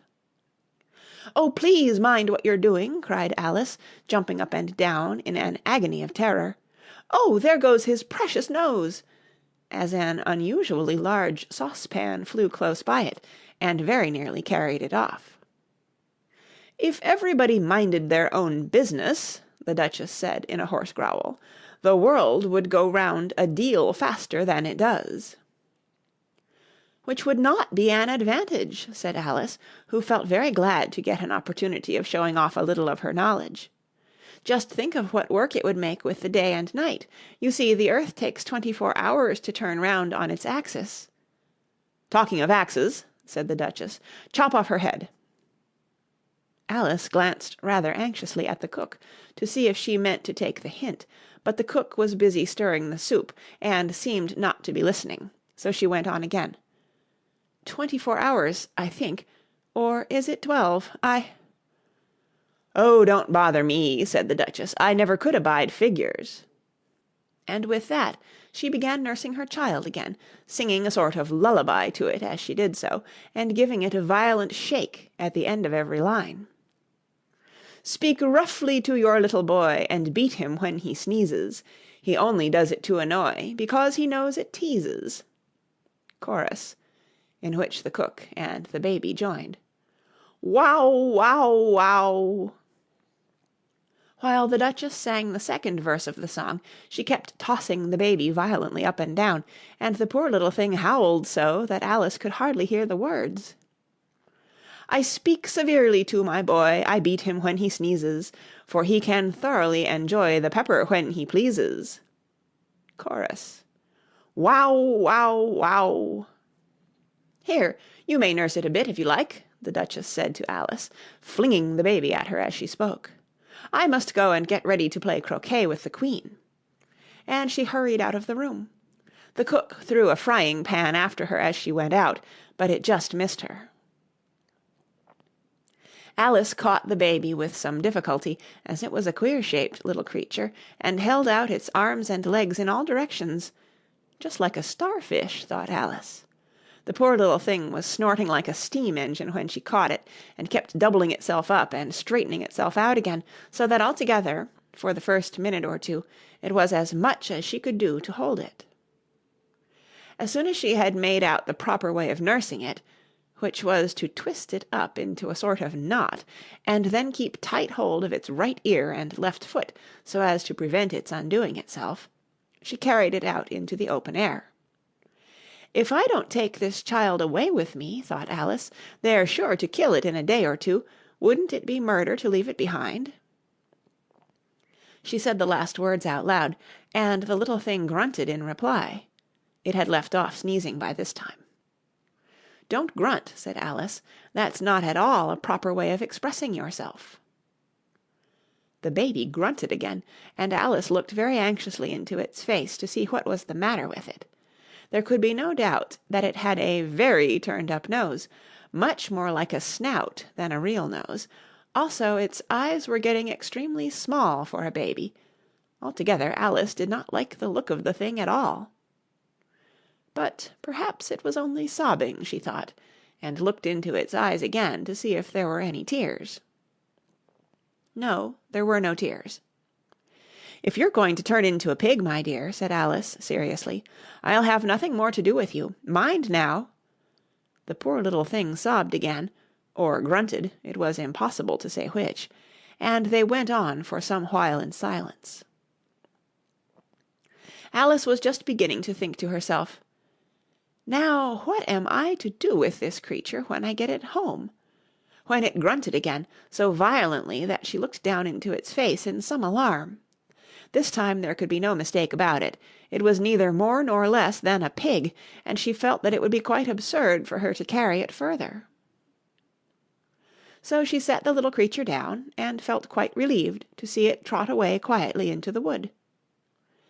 "If it had grown up," she said to herself, "it would have made a dreadfully ugly child, but it makes rather a handsome pig, I think." And she began thinking over other children she knew, who might do very well as pigs, and was just saying to herself, "If one only knew the right way to change them," when she was a little startled by seeing the Cheshire Cat sitting on a bough of a tree a few yards off. The cat only grinned when it saw Alice. It looked good-natured, she thought. Still, it had very long claws and a great many teeth, so she felt that it ought to be treated with respect. "Cheshire Puss," she began, rather timidly, as she did not at all know whether it would like the name. However, it only grinned a little wider. "Come, it's pleased so far," thought Alice, and she went on. "Would you tell me, please, which way I ought to go from here?" "That depends a good deal on where you want to get to," said the cat. "I don't much care where," said Alice. "Then it doesn't matter which way you go," said the cat. "So long as I get somewhere," Alice added as an explanation. "Oh, you're sure to do that," said the cat, "if you only walk long enough." Alice felt that this could not be denied, so she tried another question. "What sort of people live about here?" "In that direction," the cat said, waving its right paw round, "lives a hatter, and in that direction," waving the other paw, "lives a March hare. Visit either you like, they're both mad." "But I don't want to go among mad people," Alice remarked. "Oh, you can't help that," said the cat. "We're all mad here. I'm mad. You're mad." "How do you know I'm mad?" said Alice. "You must be," said the cat, "or you wouldn't have come here." Alice didn't think that proved it at all. However, she went on. "And how do you know that you're mad?" "To begin with," said the cat, "a dog's not mad. You grant that?" "I suppose so," said Alice. "Well then," the cat went on, "you see, a dog growls when it's angry and wags its tail when it's pleased. Now I growl when I'm pleased and wag my tail when I'm angry. Therefore I'm mad." "I call it purring, not growling," said Alice. "Call it what you like," said the cat. "Do you play croquet with the Queen today?" "I should like it very much," said Alice, "but I haven't been invited yet." "You'll see me there," said the cat, and vanished. Alice was not much surprised at this. She was getting so used to queer things happening. While she was looking at the place where it had been, it suddenly appeared again. "By the by, what became of the baby?" said the cat. "I'd nearly forgotten to ask." "It turned into a pig," Alice quietly said, just as if it had come back in a natural way. "I thought it would," said the cat, and vanished again. Alice waited a little, half expecting to see it again, but it did not appear, and after a minute or two she walked on in the direction in which the March hare was said to live. "I've seen hatters before," she said to herself. "The March hare will be much the most interesting, and perhaps, as this is May, it won't be raving mad, at least not so mad as it was in March." As she said this, she looked up, and there was the cat again, sitting on a branch of a tree. "Did you say pig or fig?" said the cat. "I said pig," replied Alice, "and I wish you wouldn't keep appearing and vanishing so suddenly. You make one quite giddy." "All right," said the cat, and this time it vanished quite slowly, beginning with the end of the tail and ending with the grin, which remained some time after the rest of it had gone. "Well, I've often seen a cat without a grin," thought Alice, "but a grin without a cat, it's the most curious thing I ever saw in my life." She had not gone much farther before she came in sight of the house of the March Hare. She thought it must be the right house, because the chimneys were shaped like ears, and the roof was thatched with fur. It was so large a house that she did not like to go nearer till she had nibbled some more of the left-hand bit of the mushroom, and raised herself to about 2 feet high. Even then she walked up towards it rather timidly, saying to herself, "Suppose it should be raving mad after all. I almost wish I'd gone to see the Hatter instead." End of Chapter 6. Chapter 7. A Mad Tea Party. There was a table set out under a tree in front of the house, and the March Hare and the Hatter were having tea at it. A dormouse was sitting between them, fast asleep, and the other two were using it as a cushion, resting their elbows on it and talking over its head. "Very uncomfortable for the dormouse," thought Alice, "only, as it's asleep, I suppose it doesn't mind." The table was a large one, but the three were all crowded together at one corner of it. "No room, no room!" they cried out when they saw Alice coming. "There's plenty of room," said Alice indignantly, and she sat down in a large armchair at one end of the table. "Have some wine," the March Hare said in an encouraging tone. Alice looked all round the table, but there was nothing on it but tea.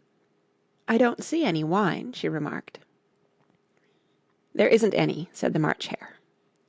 "Then it wasn't very civil of you to offer it," said Alice angrily. "It wasn't very civil of you to sit down without being invited," said the March Hare. "I didn't know it was your table," said Alice. "It's laid for a great many more than 3." "Your hair wants cutting," said the Hatter. He had been looking at Alice for some time with great curiosity, and this was his first speech. "You should learn not to make personal remarks," Alice said with some severity. "It's very rude." The Hatter opened his eyes very wide on hearing this, but all he said was, "Why is a raven like a writing-desk?" "Come, we shall have some fun now," thought Alice. "I'm glad they've begun asking riddles. I believe I can guess that," she added aloud. "Do you mean that you think you can find out the answer to it?" said the March Hare. "Exactly so," said Alice.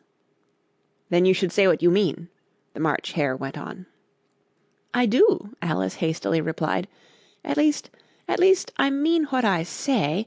That's the same thing, you know." "Not the same thing a bit," said the Hatter. "You might just as well say that I see what I eat is the same thing as I eat what I see."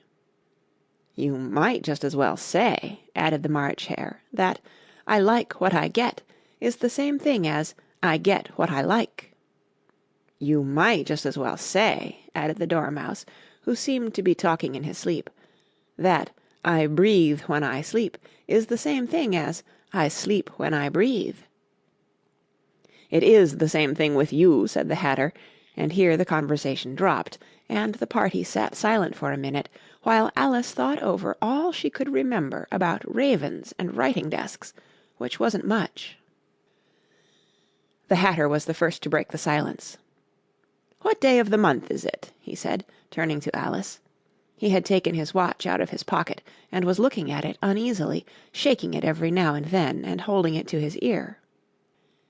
Alice considered a little, and then said, "The 4th." "2 days wrong," sighed the Hatter. "I told you butter wouldn't suit the works," he added, looking angrily at the March Hare. "It was the best butter," the March Hare meekly replied. "Yes, but some crumbs must have got in as well," the Hatter grumbled. "You shouldn't have put it in with the bread-knife." The March Hare took the watch and looked at it gloomily. Then he dipped it into his cup of tea and looked at it again, but he could think of nothing better to say than his first remark. It was the best butter, you know." Alice had been looking over his shoulder with some curiosity. "What a funny watch," she remarked. "It tells the day of the month, and doesn't tell what o'clock it is." "Why should it?" muttered the Hatter. "Does your watch tell you what year it is?" "Of course not," Alice replied very readily, "but that's because it stays the same year for such a long time together." "Which is just the case with mine," said the Hatter. Alice felt dreadfully puzzled. The Hatter's remark seemed to have no sort of meaning in it, and yet it was certainly English. "I don't quite understand you," she said, as politely as she could. "The Dormouse is asleep again," said the Hatter, and he poured a little hot tea upon its nose. The Dormouse shook its head impatiently, and said, without opening its eyes, Of course, just what I was going to remark myself." "Have you guessed the riddle yet?" the Hatter said, turning to Alice again. "No, I give it up," Alice replied. "What's the answer?" "I haven't the slightest idea," said the Hatter. "Nor I," said the March Hare. Alice sighed wearily. "I think you might do something better with the time," she said, "than waste it in asking riddles that have no answers." "If you knew time as well as I do," said the Hatter, "you wouldn't talk about wasting it. It's him." "I don't know what you mean," said Alice. "Of course you don't," the Hatter said, tossing his head contemptuously. "I dare say you never even spoke to time." "Perhaps not," Alice cautiously replied, "but I know I have to beat time when I learn music." "Ah, that accounts for it," said the Hatter. "He won't stand beating. Now, if you only kept on good terms with him, he'd do almost anything you liked with the clock. For instance, suppose it were 9 o'clock in the morning, just time to begin lessons. You'd only have to whisper a hint to time, and round goes the clock in a twinkling. 1:30, time for dinner." "I only wish it was," the March Hare said to itself in a whisper. "That would be grand, certainly," said Alice thoughtfully. "But then, I shouldn't be hungry for it, you know." "Not at first, perhaps," said the Hatter, "but you could keep it to 1:30 as long as you liked." "Is that the way you manage?" Alice asked. The Hatter shook his head mournfully. "Not I," he replied. "We quarrelled last March, just before he went mad, you know," pointing with his teaspoon at the March Hare. "It was at the great concert given by the Queen of Hearts, and I had to sing, 'Twinkle, twinkle, little bat, how I wonder what you're at.' You know the song, perhaps?" "I've heard something like it," said Alice. "It goes on, you know," the Hatter continued, "in this way. Up above the world you fly, like a tea-tray in the sky, twinkle, twinkle." Here the Dormouse shook itself, and began singing in its sleep, "Twinkle, twinkle, twinkle, twinkle," and went on so long that they had to pinch it to make it stop. "Well, I'd hardly finished the first verse," said the Hatter, "when the Queen jumped up and bawled out, 'He's murdering the time! Off with his head!'" "How dreadfully savage!" exclaimed Alice. "And ever since that," the Hatter went on in a mournful tone, "he won't do a thing I ask. It's always 6 o'clock now." A bright idea came into Alice's head. "Is that the reason so many tea things are put out here?" she asked. "Yes, that's it," said the Hatter with a sigh. "It's always tea time, and we've no time to wash the things between whiles." "Then you keep moving round, I suppose," said Alice. "Exactly so," said the Hatter, "as the things get used up." "But what happens when you come to the beginning again?" Alice ventured to ask. "Suppose we change the subject," the March Hare interrupted, yawning.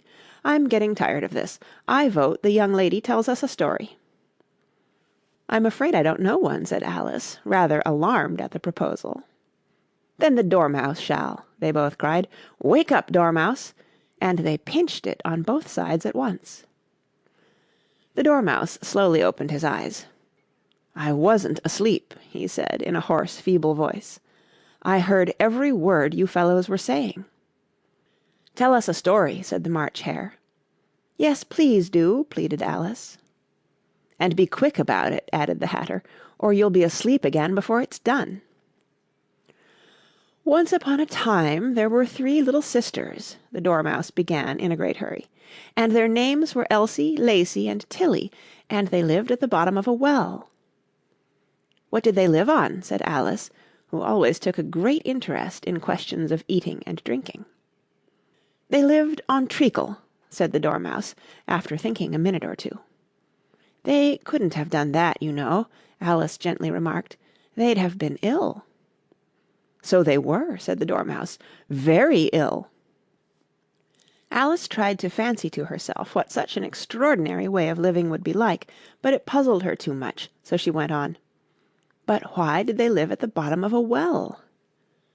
"Take some more tea," the March Hare said to Alice very earnestly.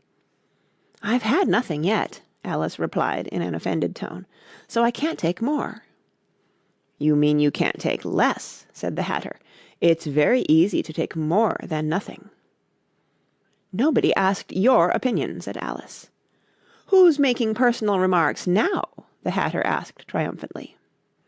Alice did not quite know what to say to this, so she helped herself to some tea and bread and butter, and then turned to the Dormouse and repeated her question. Why did they live at the bottom of a well? The Dormouse again took a minute or two to think about it, and then said, "It was a treacle well." "There's no such thing," Alice was beginning very angrily, but the Hatter and the March Hare went, "Sh! Sh!" and the Dormouse sulkily remarked, "If you can't be civil, you'd better finish the story for yourself." "No, please go on," Alice said very humbly. "I won't interrupt again. I dare say there may be one." "One indeed," said the Dormouse indignantly. However, he consented to go on. "And so these 3 little sisters, they were learning to draw, you know." "What did they draw?" said Alice, quite forgetting her promise. "Treacle," said the Dormouse, without considering at all this time. "I want a clean cup," interrupted the Hatter. "Let's all move one place on." He moved on as he spoke, and the Dormouse followed him. The March Hare moved into the Dormouse's place, and Alice rather unwillingly took the place of the March Hare. The Hatter was the only one who got any advantage from the change, and Alice was a good deal worse off than before, as the March Hare had just upset the milk jug into his plate. Alice did not wish to offend the Dormouse again, so she began very cautiously, "But I don't understand. Where did they draw the treacle from?" "You can draw water out of a water well," said the Hatter, "so I should think you could draw treacle out of a treacle well, eh, stupid?" "But they were in the well," Alice said to the Dormouse, not choosing to notice this last remark. "Of course they were," said the Dormouse, "well in." This answer so confused poor Alice that she let the Dormouse go on for some time without interrupting it. "They were learning to draw," the Dormouse went on, yawning and rubbing its eyes, for it was getting very sleepy, "and they drew all manner of things, everything that begins with an M." "Why with an M?" said Alice. "Why not?" said the March Hare. Alice was silent. The Dormouse had closed its eyes by this time, and was going off into a doze, but, on being pinched by the Hatter, it woke up again with a little shriek, and went on, "That begins with an M, such as mousetraps, and the moon, and memory, and muchness. You know you say things are much of a muchness. Did you ever see such a thing as a drawing of a muchness?" "Really, now you ask me," said Alice, very much confused, "I don't think—" "Then you shouldn't talk," said the Hatter. This piece of rudeness was more than Alice could bear. She got up in great disgust and walked off. The Dormouse fell asleep instantly, and neither of the others took the least notice of her going, though she looked back once or twice, half hoping that they would call after her. The last time she saw them, they were trying to put the Dormouse into the teapot. "At any rate, I'll never go there again," said Alice, as she picked her way through the wood. "It's the stupidest tea-party I ever was at in all my life." Just as she said this, she noticed that one of the trees had a door leading right into it. "That's very curious," she thought, "but everything's curious to-day. I think I may as well go in at once." And in she went. Once more she found herself in the long hall and close to the little glass table. "Now I'll manage better this time," she said to herself, and began by taking the little golden key and unlocking the door that led into the garden. Then she went to work nibbling at the mushroom. She had kept a piece of it in her pocket, till she was about a foot high. Then she walked down the little passage, and then she found herself at last in the beautiful garden, among the bright flower beds and the cool fountains. End of Chapter 7. Chapter 8. The Queen's Croquet-Ground. A large rose tree stood near the entrance of the garden. The roses growing on it were white, but there were 3 gardeners at it, busily painting them red. Alice thought this a very curious thing, and she went nearer to watch them, and just as she came up to them she heard one of them say, "Look out now, Five, don't go splashing paint over me like that." "I couldn't help it," said Five in a sulky tone. "Seven jogged my elbow." On which Seven looked up and said, "That's right, Five, always lay the blame on others." "You'd better not talk," said Five. "I heard the Queen say only yesterday you deserved to be beheaded." "What for?" said the one who had spoken first. "That's none of your business, Two," said Seven. "Yes, it is his business," said Five, "and I'll tell him. It was for bringing the cooked tulip roots instead of onions." Seven flung down his brush and had just begun, "Well, of all the unjust things," when his eye chanced to fall upon Alice as she stood watching them, and he checked himself suddenly. The others looked round also, and all of them bowed low. "Would you tell me," said Alice a little timidly, "why you are painting those roses?" Five and Seven said nothing, but looked at Two. Two began in a low voice, "Why, the fact is, you see, miss, this here ought to have been a red rose tree, and we put a white one in by mistake, and if the Queen was to find it out, we should all have our heads cut off, you know.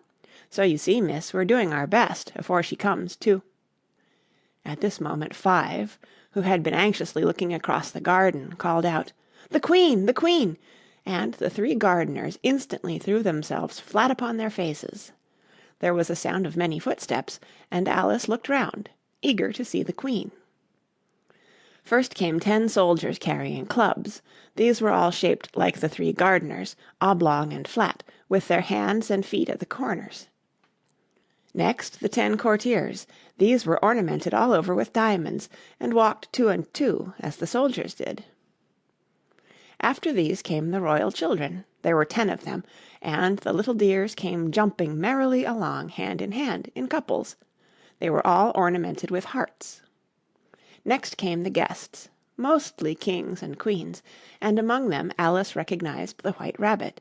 It was talking in a hurried, nervous manner, smiling at everything that was said, and went by without noticing her. Then followed the Knave of Hearts, carrying the king's crown on a crimson velvet cushion, and last of all this grand procession came the King and Queen of Hearts. Alice was rather doubtful whether she ought not to lie down on her face like the 3 gardeners, but she could not remember ever having heard of such a rule at processions. And besides, what would be the use of a procession, thought she, if people had all to lie down upon their faces, so that they couldn't see it? So she stood still where she was and waited. When the procession came opposite to Alice, they all stopped and looked at her, and the Queen said severely, "Who is this?" She said it to the Knave of Hearts, who only bowed and smiled in reply. "Idiot," said the Queen, tossing her head impatiently. And turning to Alice, she went on, "What's your name, child?" "My name is Alice, so please your Majesty," said Alice very politely, but she added to herself, "Why, they're only a pack of cards after all. I needn't be afraid of them." "And who are these?" said the Queen, pointing to the 3 gardeners who were lying round the rose tree, for you see, as they were lying on their faces, and the pattern on their backs was the same as the rest of the pack, she could not tell whether they were gardeners, or soldiers, or courtiers, or 3 of her own children. "How should I know?" said Alice. surprised at her own courage. "It's no business of mine." The Queen turned crimson with fury, and, after glaring at her for a moment like a wild beast, screamed, "Off with her head! Off!" "Nonsense!" said Alice very loudly and decidedly, and the Queen was silent. The King laid his hand upon her arm, and timidly said, "Consider, my dear, she is only a child." The Queen turned angrily away from him, and said to the Knave, "Turn them over." The Knave did so, very carefully, with one foot. "Get up!" said the Queen in a shrill, loud voice, and the 3 gardeners instantly jumped up, and began bowing to the King, the Queen, the royal children, and everybody else. "Leave off that!" screamed the Queen. "You make me giddy." And then, turning to the rose-tree, she went on, "What have you been doing here?" "May it please your Majesty," said Two, in a very humble tone, going down on one knee as he spoke, "we were trying—" "I see," said the Queen, who had meanwhile been examining the roses. "Off with their heads!" And the procession moved on, 3 of the soldiers remaining behind to execute the unfortunate gardeners, who ran to Alice for protection. "You shan't be beheaded," said Alice, and she put them into a large flower-pot that stood near. The 3 soldiers wandered about for a minute or two, looking for them, and then quietly marched off after the others. "Are their heads off?" shouted the Queen. "Their heads are gone, if it please your Majesty," the soldiers shouted in reply.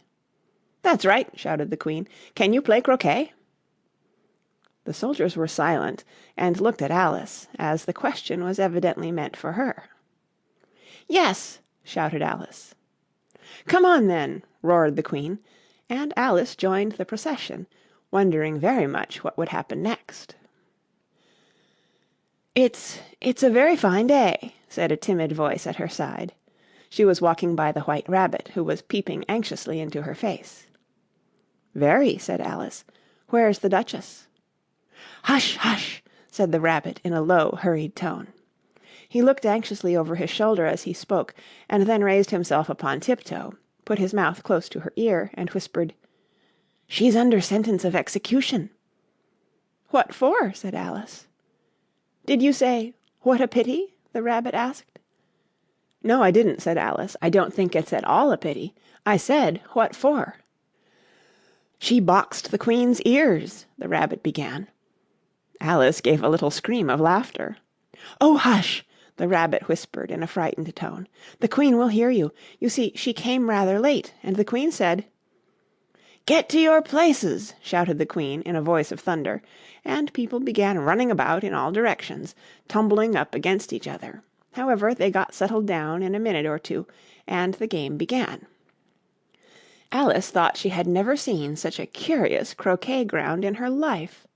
It was all ridges and furrows, the balls were live hedgehogs, the mallets live flamingoes, and the soldiers had to double themselves up and to stand on their hands and feet to make the arches.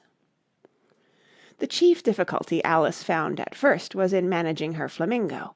She succeeded in getting its body tucked away comfortably enough under her arm with its legs hanging down, but generally, just as she had got its neck nicely straightened out and was going to give the hedgehog a blow with its head, it would twist itself round and look up into her face with such a puzzled expression that she could not help bursting out laughing, and when she had got its head down and was going to begin again, it was very provoking to find that the hedgehog had unrolled itself and was in the act of crawling away. Besides all this, there was generally a ridge or furrow in the way wherever she wanted to send the hedgehog to, and as the doubled-up soldiers were always getting up and walking off to other parts of the ground, Alice soon came to the conclusion that it was a very difficult game indeed. The players all played at once without waiting for turns, quarrelling all the while, and fighting for the hedgehogs, and in a very short time the Queen was in a furious passion, and went stamping about and shouting, "Off with his head!" or "Off with her head!" about once a minute. Alice began to feel very uneasy. To be sure, she had not as yet had any dispute with the Queen, but she knew that it might happen any minute. "And then," thought she, "what would become of me? They're dreadfully fond of beheading people here. The great wonder is that there's anyone left alive." She was looking about for some way of escape, and wondering whether she could get away without being seen, when she noticed a curious appearance in the air.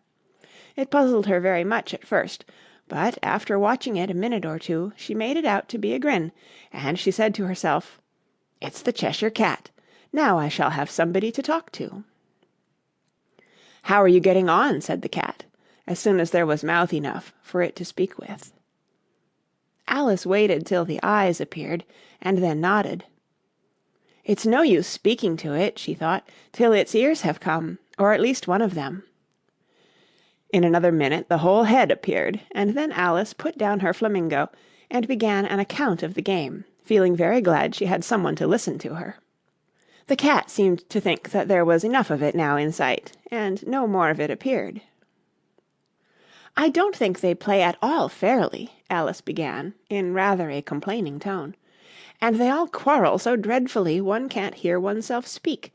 And they don't seem to have any rules in particular. At least, if there are, nobody attends to them. And you've no idea how confusing it is, all the things being alive. For instance, there's the arch I've got to go through next, walking about at the other end of the ground, and I should have croqueted the Queen's hedgehog just now, only it ran away when it saw mine coming." "How do you like the Queen?" said the cat, in a low voice. "Not at all," said Alice. "She's so extremely—" Just then she noticed that the Queen was close behind her, listening, so she went on, "likely to win, that it's hardly worth while finishing the game." The Queen smiled and passed on. "Who are you talking to?" said the King, going up to Alice, and looking at the cat's head with great curiosity. "It's a friend of mine, a Cheshire Cat," said Alice. "Allow me to introduce it." "I don't like the look of it at all," said the King. "However, it may kiss my hand if it likes." "I'd rather not," the cat remarked. "Don't be impertinent," said the King, "and don't look at me like that." He got behind Alice as he spoke. "A cat may look at a king," said Alice. "I've read that in some book, but I don't remember where."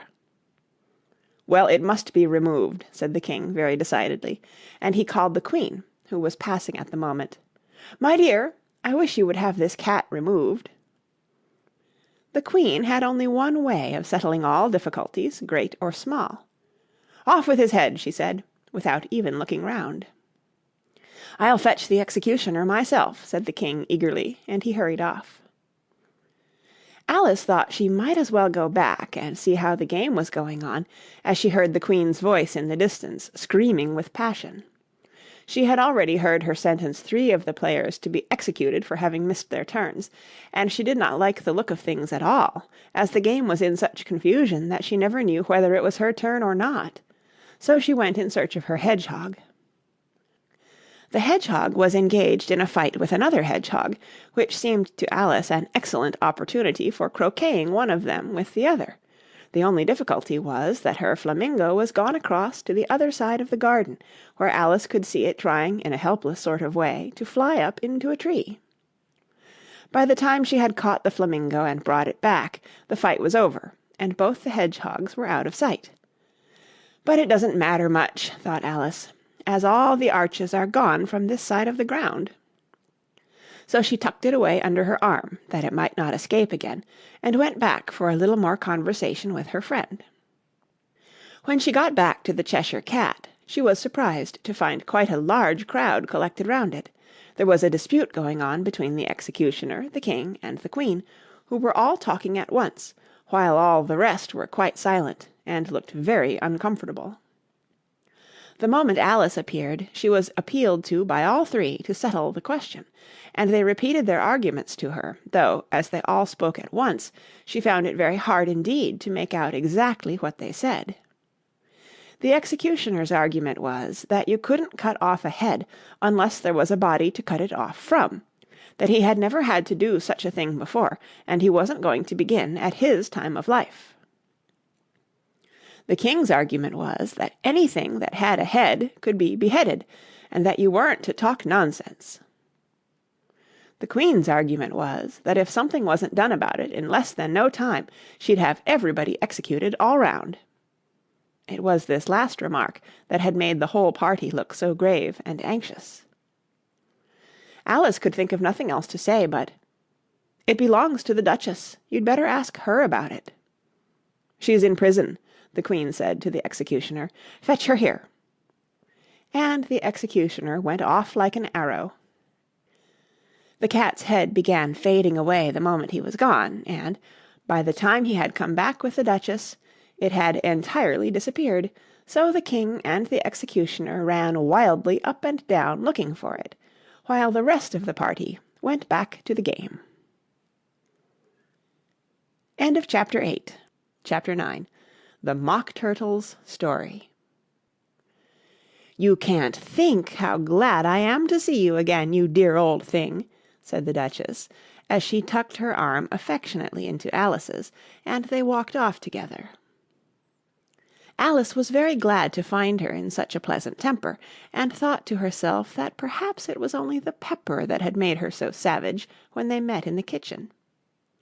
"When I'm a Duchess," she said to herself, not in a very hopeful tone, though, "I won't have any pepper in my kitchen at all. Soup does very well without.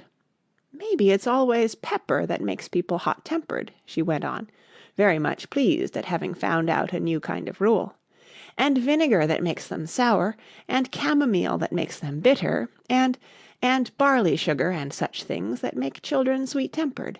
I only wish people knew that, then they wouldn't be so stingy about it, you know." She had quite forgotten the Duchess by this time, and was a little startled when she heard her voice close to her ear. "You're thinking about something, my dear, and that makes you forget to talk. I can't tell you just now what the moral of that is, but I shall remember it in a bit." "Perhaps it hasn't one," Alice ventured to remark. "Tut, tut, child," said the Duchess, "everything's got a moral, if only you can find it." And she squeezed herself up closer to Alice's side as she spoke. Alice did not much like keeping so close to her, first because the Duchess was very ugly, and secondly because she was exactly the right height to rest her chin upon Alice's shoulder, and it was an uncomfortably sharp chin. However, she did not like to be rude, so she bore it as well as she could. "The game's going on rather better now," she said, by way of keeping up the conversation a little. "'Tis so," said the Duchess, "and the moral of that is, 'Oh, 'tis love that makes the world go round.'" "Somebody said," Alice whispered, "that it's done by everybody minding their own business." "Ah, well, it means much the same thing," said the Duchess, digging her sharp little chin into Alice's shoulder as she added, "and the moral of that is, take care of the sense, and the sounds will take care of themselves." How fond she is of finding morals in things, Alice thought to herself. "I dare say you're wondering why I don't put my arm round your waist," the Duchess said after a pause. "The reason is that I'm doubtful about the temper of your flamingo. Shall I try the experiment?" "He might bite," Alice cautiously replied, not feeling at all anxious to have the experiment tried. "Very true," said the Duchess. "Flamingos and mustard both bite, and the moral of that is, birds of a feather flock together." "Only mustard isn't a bird," Alice remarked. "Right as usual," said the Duchess. "What a clear way you have of putting things." "It's a mineral, I think," said Alice. "Of course it is," said the Duchess, who seemed ready to agree to everything that Alice said. "There's a large mustard mine near here, and the moral of that is, the more there is of mine, the less there is of yours." "Oh, I know," exclaimed Alice, who had not attended to this last remark. "It's a vegetable. It doesn't look like one, but it is." "I quite agree with you," said the Duchess, "and the moral of that is, be what you would seem to be. Or, if you'd like it put more simply, Never imagine yourself not to be otherwise than what it might appear to others that what you were or might have been was not otherwise than what you had been would have appeared to them to be otherwise. "I think I should understand that better," Alice said very politely, "if I had it written down, but I can't quite follow it as you say it." "That's nothing to what I could say if I chose," the Duchess replied in a pleased tone. "Pray don't trouble yourself to say it any longer than that," said Alice. "Oh, don't talk about trouble," said the Duchess. "I make you a present of everything I've said as yet." A cheap sort of present, thought Alice. I'm glad they don't give birthday presents like that. But she did not venture to say it out loud. "Thinking again?" the Duchess asked, with another dig of her sharp little chin. "I've a right to think," said Alice sharply, for she was beginning to feel a little worried. "Just about as much right," said the Duchess, "as pigs have to fly, and the But here, to Alice's great surprise, the Duchess's voice died away, even in the middle of her favourite word, moral, and the arm that was linked into hers began to tremble. Alice looked up, and there stood the Queen in front of them, with her arms folded, frowning like a thunderstorm. "A fine day, your Majesty," the Duchess began in a low, weak voice. "Now I give you fair warning," shouted the Queen, stamping on the ground as she spoke. "Either you or your head must be off, and that in about half no time. Take your choice." The Duchess took her choice, and was gone in a moment. "Let's go on with the game," the Queen said to Alice, and Alice was too much frightened to say a word, but slowly followed her back to the croquet-ground. The other guests had taken advantage of the Queen's absence, and were resting in the shade. However, the moment they saw her, they hurried back to the game, the Queen merely remarking that a moment's delay would cost them their lives. All the time they were playing, the Queen never left off quarrelling with the other players, and shouting, "Off with his head!" or "Off with her head!" Those whom she sentenced were taken into custody by the soldiers, who of course had to leave off being arches to do this, so that by the end of half an hour or so there were no arches left, and all the players, except the King, the Queen, and Alice, were in custody and under sentence of execution. Then the Queen left off, quite out of breath, and said to Alice, "Have you seen the Mock Turtle yet?" "No," said Alice, "I don't even know what a Mock Turtle is." "It's the thing Mock Turtle soup is made from," said the Queen. "I never saw one or heard of one," said Alice. "Come on, then," said the Queen, "and he shall tell you his history." As they walked off together, Alice heard the King say in a low voice to the company generally, "You are all pardoned." "Come, that's a good thing," she said to herself, for she had felt quite unhappy at the number of executions the Queen had ordered. They very soon came upon a griffin lying fast asleep in the sun. If you don't know what a griffin is, look at the picture. "Up, lazy thing," said the Queen, "and take this young lady to see the Mock Turtle, and to hear his history. I must go back and see after some executions I have ordered." And she walked off, leaving Alice alone with the griffin. Alice did not quite like the look of the creature, but on the whole she thought it would be quite as safe to stay with it as to go after that savage Queen, so she waited. The griffin sat up and rubbed its eyes. Then it watched the Queen till she was out of sight. Then it chuckled. "What fun!" said the griffin, half to itself, half to Alice. "What is the fun?" said Alice.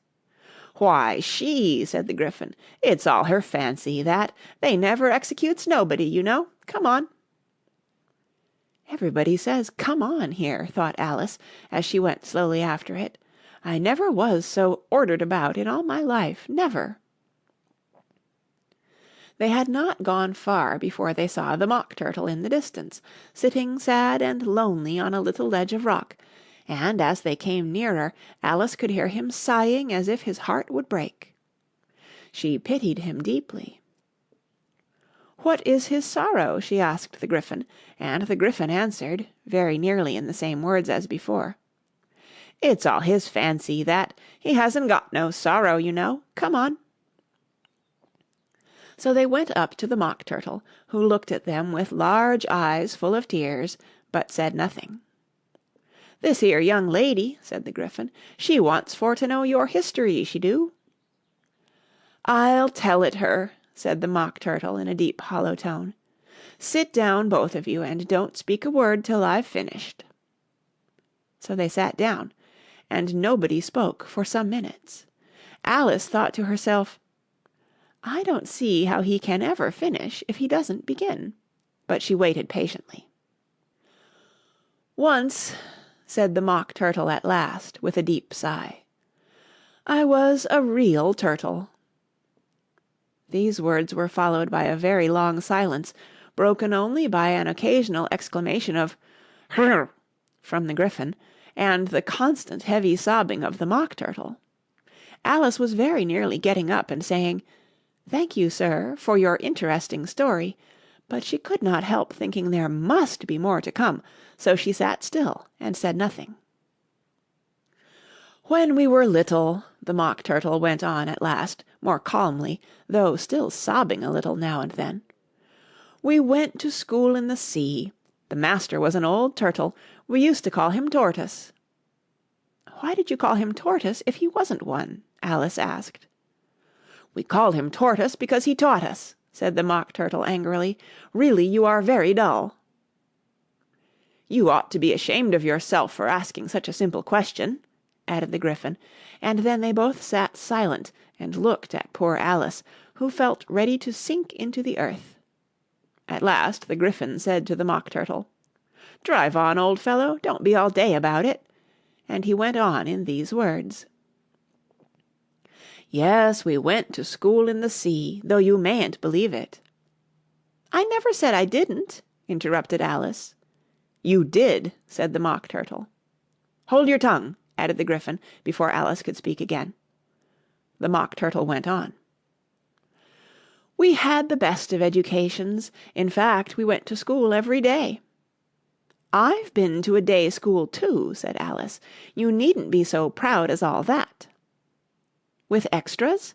asked the Mock Turtle a little anxiously. "Yes," said Alice. "We learned French and music."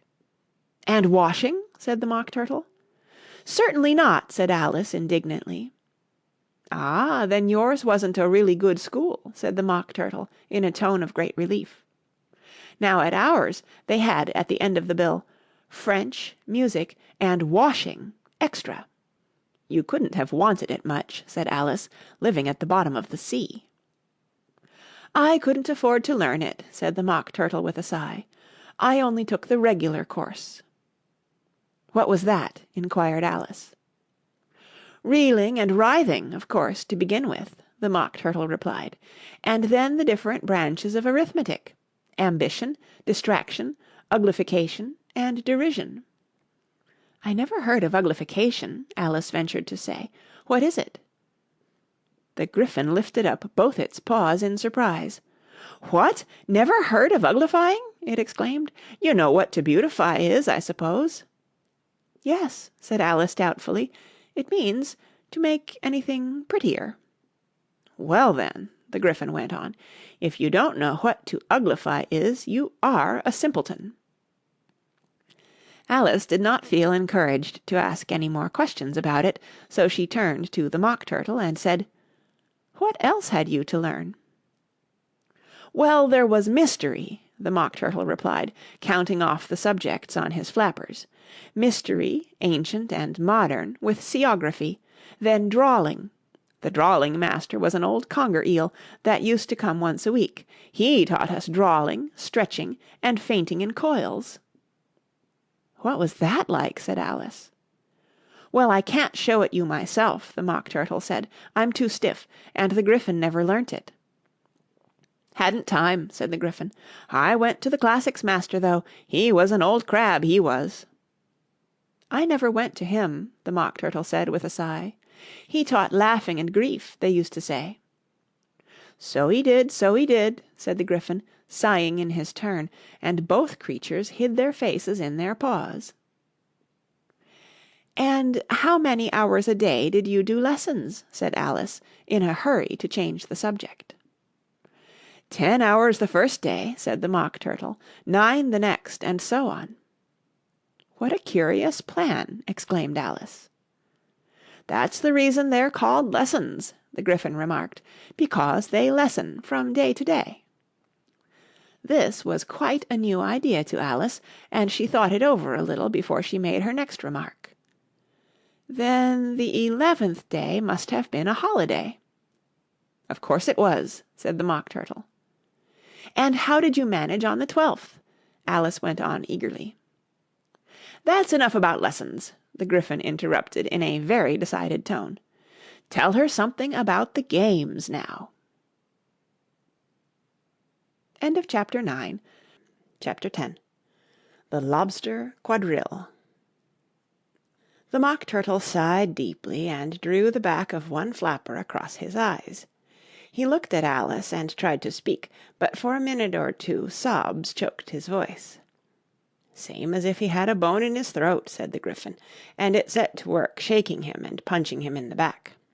At last the Mock Turtle recovered his voice, and, with tears running down his cheeks, he went on again. "You may not have lived much under the sea." "I haven't," said Alice. "And perhaps you were never even introduced to a lobster."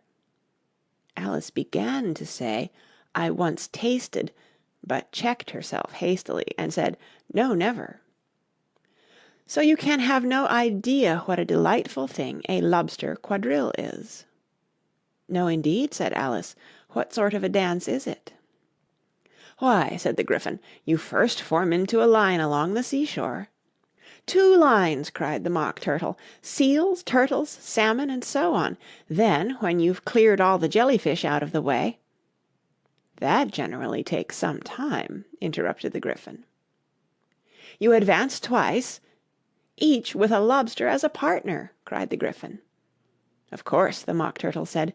"Advance twice, set to partners—" "Change lobsters and retire in same order," continued the Gryphon. "Then, you know," the Mock Turtle went on, "you throw the—" "The lobsters!" shouted the Gryphon, with a bound into the air. "As far out to sea as you can—" "Swim after them!" screamed the Gryphon. "Turn a somersault in the sea!" cried the Mock Turtle, capering wildly about. "Change lobsters again!" yelled the Gryphon at the top of its voice.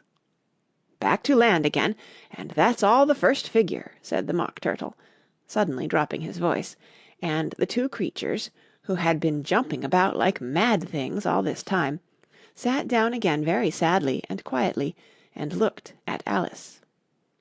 "It must be a very pretty dance," said Alice timidly. "Would you like to see a little of it?" said the Mock Turtle. "Very much indeed," said Alice. "Come, let's try the first figure," said the Mock Turtle to the Gryphon. "We can do without lobsters, you know. Which shall sing?" "Oh, you sing," said the Gryphon.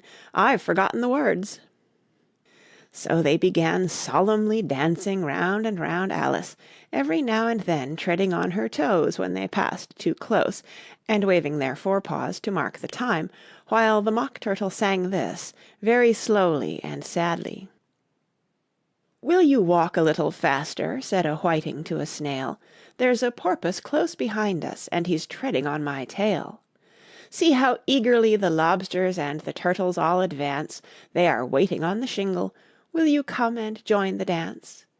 Will you, won't you, will you, won't you, will you join the dance? Will you, won't you, will you, won't you join the dance?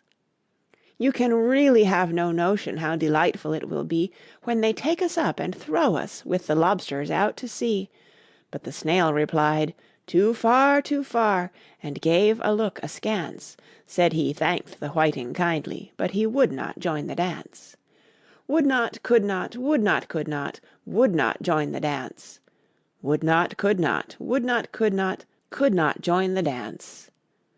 "What matters it how far we go?" his scaly friend replied.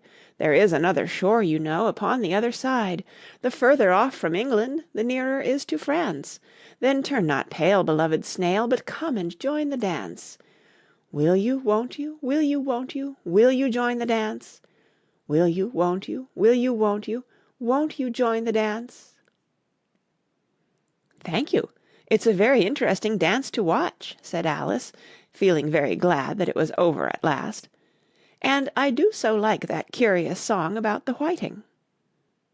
Oh, as to the whiting, said the Mock Turtle, you've seen them, of course. Yes, said Alice, I've often seen them at She checked herself hastily. I don't know where Din may be, said the Mock Turtle, but if you've seen them so often, of course you know what they're like. I believe so, Alice replied thoughtfully. They have their tails in their mouths, and they're all over crumbs. You're wrong about the crumbs, said the Mock Turtle. Crumbs would all wash off in the sea, but they have their tails in their mouths, and the reason is... Here the Mock Turtle yawned and shut his eyes. Tell her about the reason and all that, he said to the Gryphon. The reason is, said the Gryphon, that they would go with the lobsters to the dance, so they got thrown out to sea, so they had to fall a long way, so they got their tails fast in their mouths, so they couldn't get them out again, that's all. Thank you, said Alice. It's very interesting. I never knew so much about a whiting before. I can tell you more than that, if you like, said the Gryphon. Do you know why it's called a whiting? I never thought about it, said Alice. Why? It does the boots and shoes, the Gryphon replied very solemnly. Alice was thoroughly puzzled. Does the boots and shoes? She repeated in a wondering tone. Why, what are your shoes done with? Said the Gryphon. I mean, what makes them so shiny?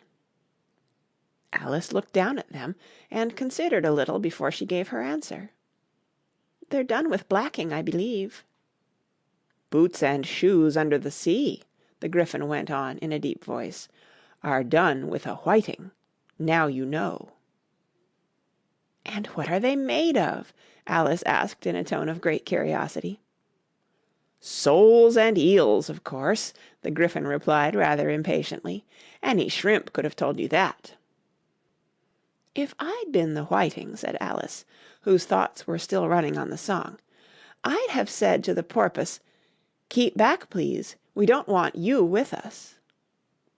They were obliged to have him with them, the Mock Turtle said. No wise fish would go anywhere without a porpoise. Wouldn't it really? Said Alice in a tone of great surprise. Of course not, said the Mock Turtle. Why, if a fish came to me and told me he was going on a journey, I should say, with what porpoise? Don't you mean purpose? Said Alice. I mean what I say, the Mock Turtle replied in an offended tone. And the Gryphon added, Come, let's hear some of your adventures. I could tell you my adventures beginning from this morning, said Alice a little timidly, but it's no use going back to yesterday, because I was a different person then. Explain all that, said the Mock Turtle. No, the adventures first, said the Gryphon in an impatient tone. Explanations take such a dreadful time. So Alice began telling them her adventures from the time when she first saw the White Rabbit. She was a little nervous about it just at first. The two creatures got so close to her, one on each side, and opened their eyes and mouths so very wide. But she gained courage as she went on.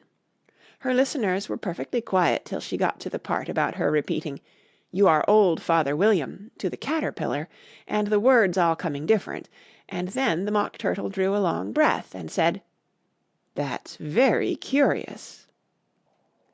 "It's all about as curious as it can be," said the Gryphon. "It all came different," the Mock Turtle repeated thoughtfully. "I should like to hear her try and repeat something now. Tell her to begin." He looked at the Gryphon as if he thought it had some kind of authority over Alice. "Stand up and repeat, "'Tis the voice of the sluggard,'" said the Gryphon. How the creatures order one about and make one repeat lessons, thought Alice. I might as well be at school at once." However, she got up and began to repeat it, but her head was so full of the Lobster Quadrille that she hardly knew what she was saying, and the words came very queer indeed.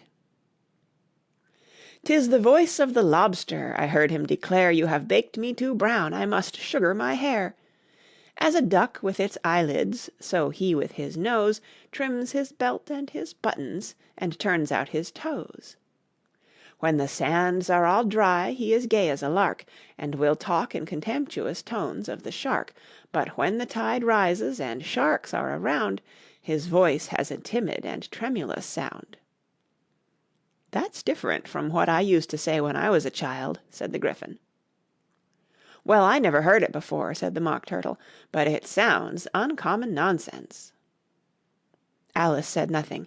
She had sat down with her face in her hands, wondering if anything would ever happen in a natural way again.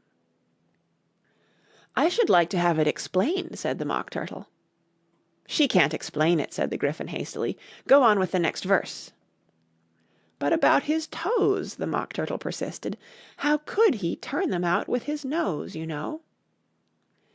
"It's the first position in dancing," Alice said, but was dreadfully puzzled by the whole thing, and longed to change the subject. "Go on with the next verse," the Gryphon repeated impatiently. "It begins, 'I passed by his garden.'" Alice did not dare to disobey, though she felt sure it would all come wrong, and she went on in a trembling voice, "I passed by his garden, and marked with one eye How the owl and the panther were sharing a pie. The panther took pie crust and gravy and meat, While the owl had the dish as its share of the treat. When the pie was all finished, the owl, as a boon, Was kindly permitted to pocket the spoon, While the panther received knife and fork with a growl, And concluded the banquet—" "What is the use of repeating all that stuff?" the Mock Turtle interrupted, "if you don't explain it as you go on? It's by far the most confusing thing I ever heard." "Yes, I think you'd better leave off," said the Gryphon, and Alice was only too glad to do so. "Shall we try another figure of the Lobster Quadrille?" the Gryphon went on, "or would you like the Mock Turtle to sing you a song?" "Oh, a song, please, if the Mock Turtle would be so kind," Alice replied, so eagerly that the Gryphon said, in a rather offended tone, no accounting for tastes. Sing her 'Turtle Soup,' will you, old fellow?" The Mock Turtle sighed deeply, and began, in a voice sometimes choked with sobs, to sing this: "Beautiful soup, so rich and green, Waiting in a hot tureen. Who for such dainties would not stoop? Soup of the evening, beautiful soup. Soup of the evening, beautiful soup. Beautiful soup, beautiful soup. Soup of the evening, beautiful, beautiful soup. Beautiful soup, who cares for fish, game, or any other dish? Who would not give all else for 2 pennyworth only of beautiful soup? Pennyworth only of beautiful soup. Beautiful soup, beautiful soup. Soup of the evening, beautiful, beautiful soup." "Chorus again!" cried the Gryphon, and the Mock Turtle had just begun to repeat it, when a cry of "The trial's beginning!" was heard in the distance. "Come on!" cried the Gryphon, and, taking Alice by the hand, it hurried off, without waiting for the end of the song. "What trial is it?" Alice panted as she ran, but the Gryphon only answered, "Come on!" and ran the faster, while more and more faintly came, carried on the breeze that followed them, the melancholy words, "Soup of the evening, beautiful, beautiful soup." End of chapter 10. Chapter 11. Who Stole the Tarts? The King and Queen of Hearts were seated on their throne when they arrived, with a great crowd assembled about them, all sorts of little birds and beasts, as well as the whole pack of cards. The knave was standing before them in chains, with a soldier on each side to guard him, and near the king was the White Rabbit, with a trumpet in one hand and a scroll of parchment in the other. In the very middle of the court was a table, with a large dish of tarts upon it. They looked so good that it made Alice quite hungry to look at them. "I wish they'd get the trial done," she thought, "and hand round the refreshments." But there seemed to be no chance of this, so she began looking at everything about her, to pass away the time. Alice had never been in a court of justice before, but she had read about them in books, and she was quite pleased to find that she knew the name of nearly everything there. "That's the judge," she said to herself, "because of his great wig." The judge, by the way, was the king, and as he wore his crown over the wig (look at the frontispiece if you want to see how he did it), he did not look at all comfortable, and it was certainly not becoming. "And that's the jury box," thought Alice, "and those 12 creatures—" she was obliged to say creatures, you see, because some of them were animals and some were birds. "I suppose they are the jurors." She said this last word 2 or 3 times over to herself, being rather proud of it, for she thought, and rightly too, that very few little girls of her age knew the meaning of it at all. However, jurymen would have done just as well. The 12 jurors were all writing very busily on slates. "What are they doing?" Alice whispered to the Gryphon. "They can't have anything to put down yet, before the trial's begun." "They're putting down their names," the Gryphon whispered in reply, "for fear they should forget them before the end of the trial." "Stupid things," Alice began in a loud, indignant voice, but she stopped hastily, for the White Rabbit cried out, "Silence in the court!" and the king put on his spectacles and looked anxiously round to make out who was talking. Alice could see, as well as if she were looking over their shoulders, that all the jurors were writing down "stupid things" on their slates, and she could even make out that one of them didn't know how to spell stupid, and that he had to ask his neighbour to tell him. "A nice muddle their slates'll be in before the trial's over," thought Alice. One of the jurors had a pencil that squeaked.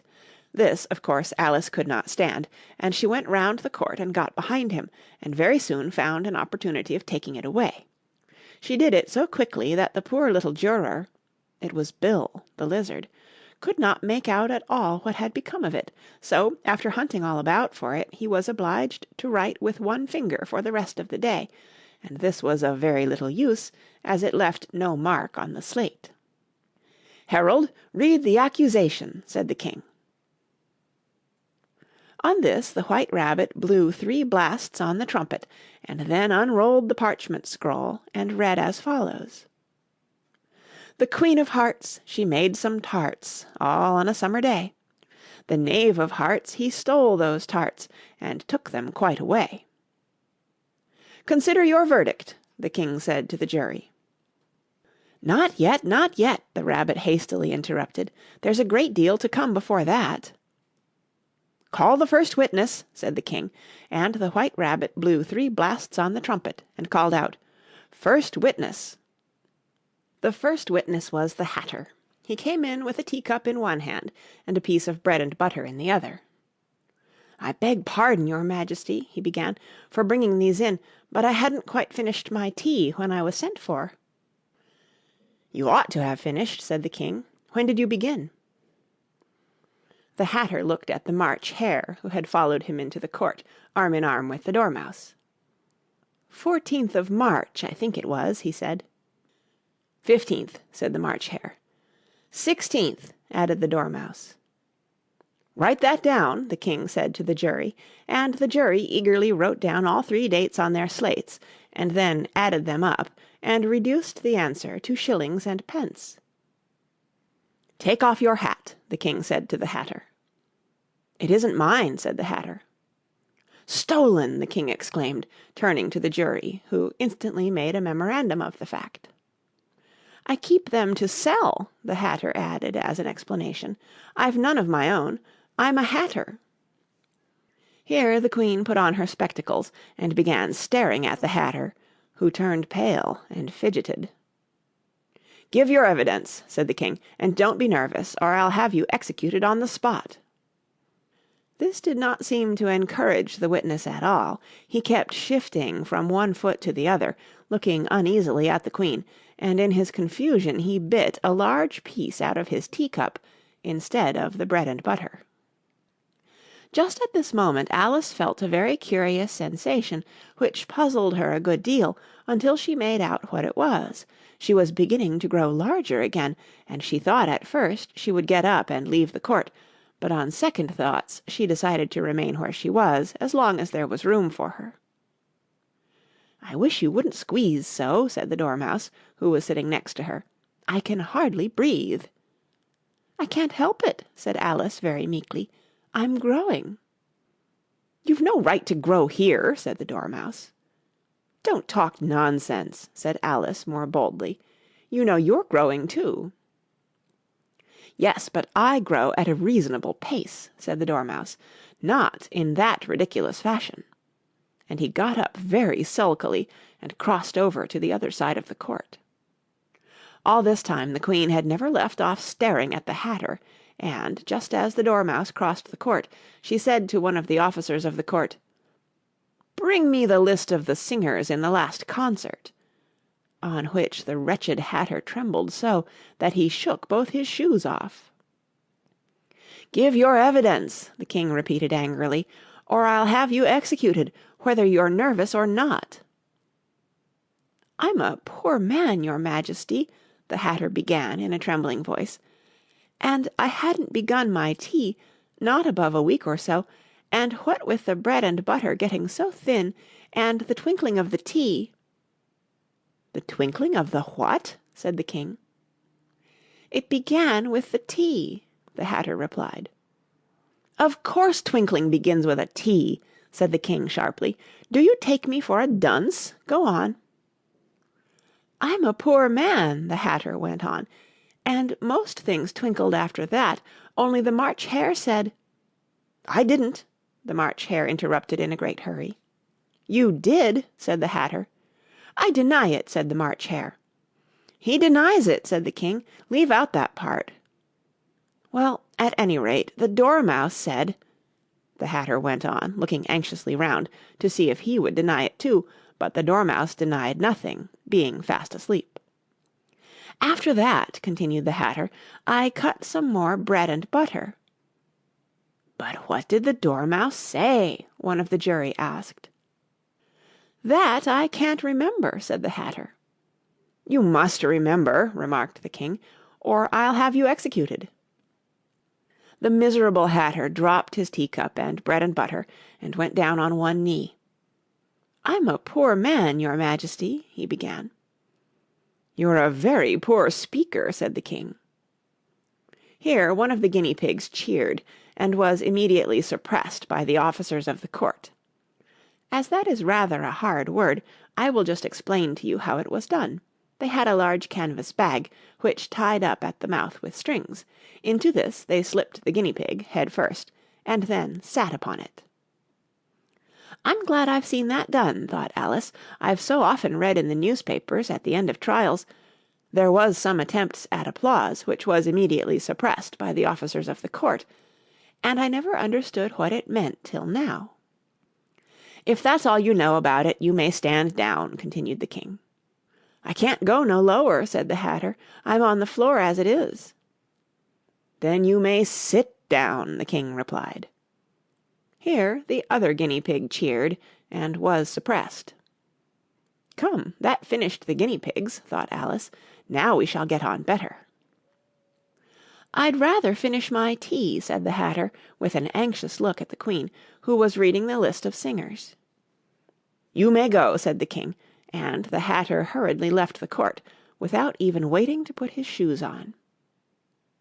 "And just take his head off outside," the Queen added to one of the officers, but the Hatter was out of sight before the officer could get to the door.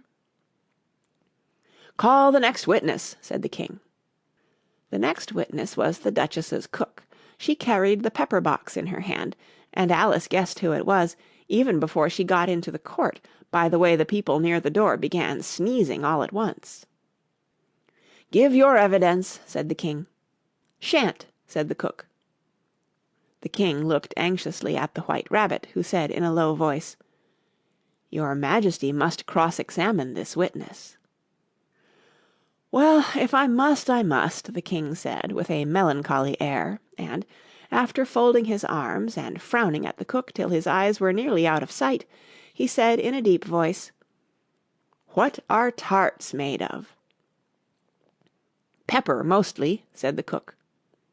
"Treacle," said a sleepy voice behind her.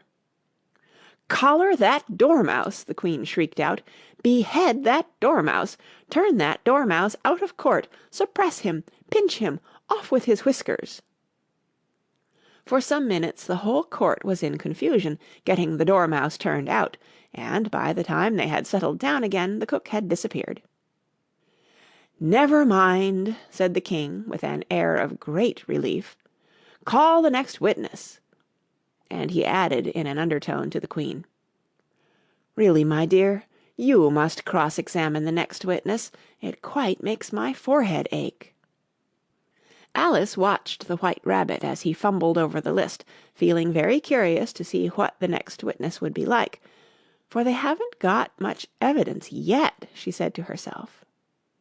Imagine her surprise when the White Rabbit read out at the top of his shrill little voice the name Alice.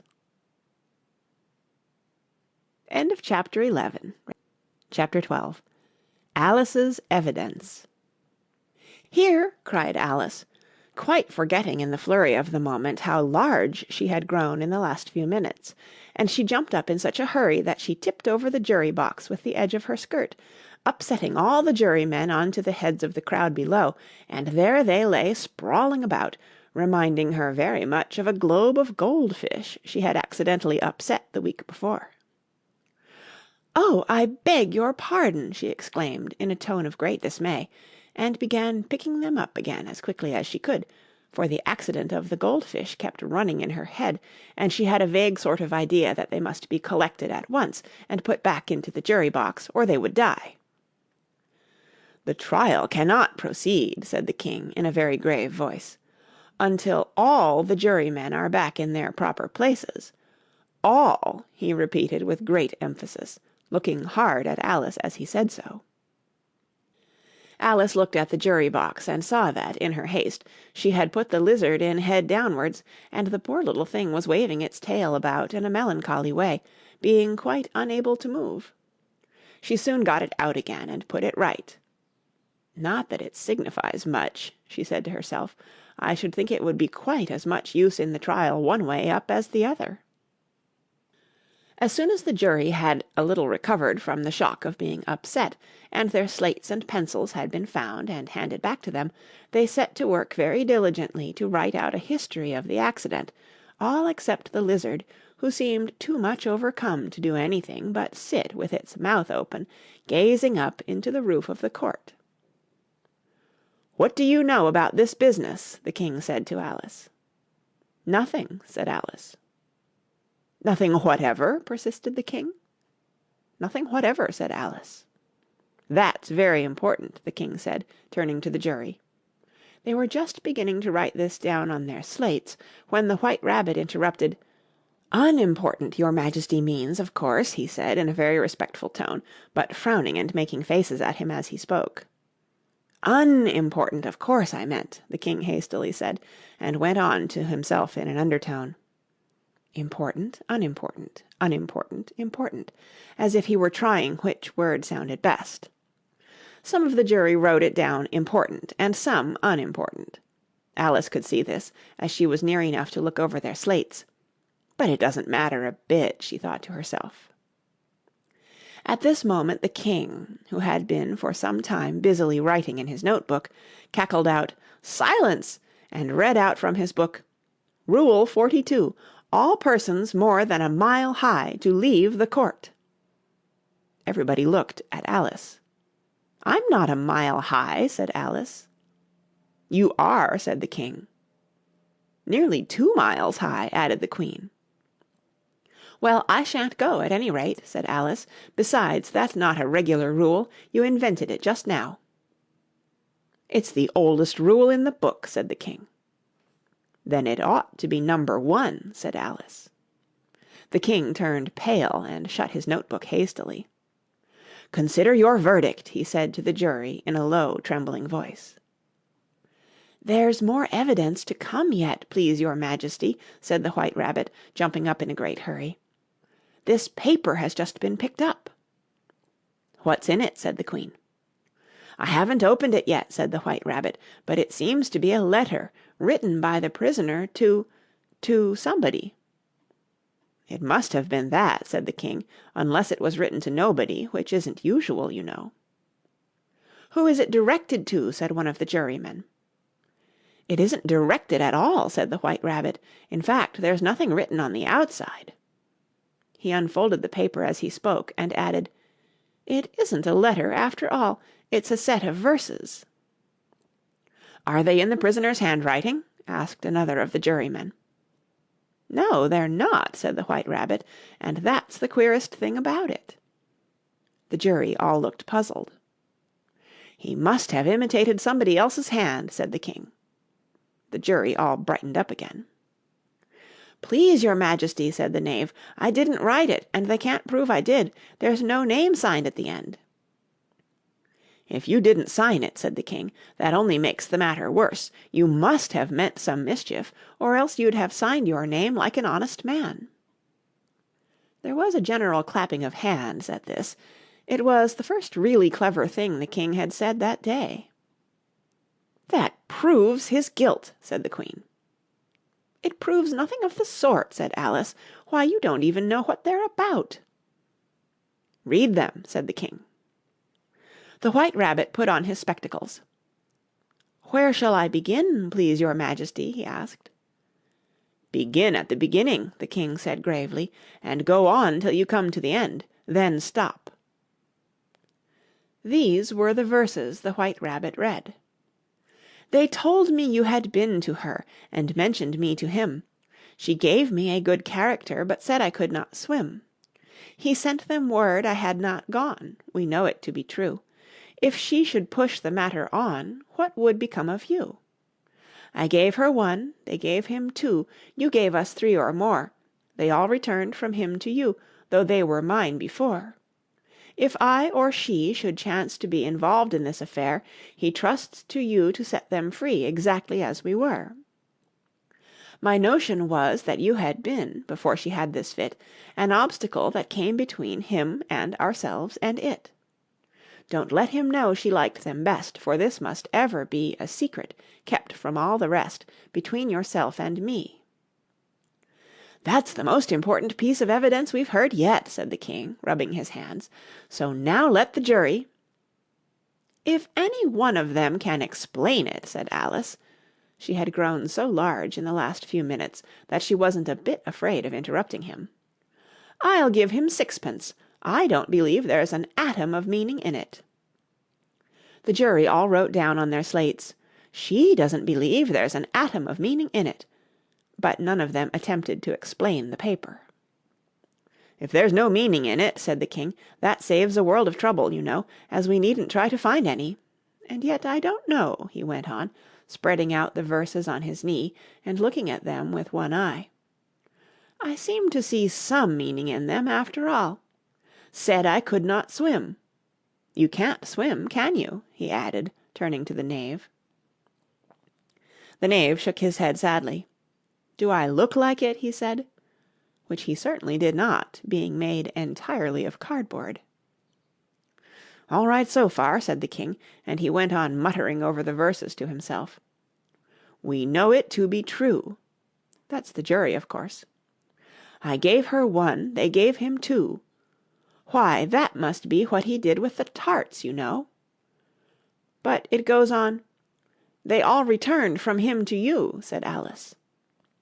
"Why, there they are," said the king triumphantly, pointing to the tarts on the table.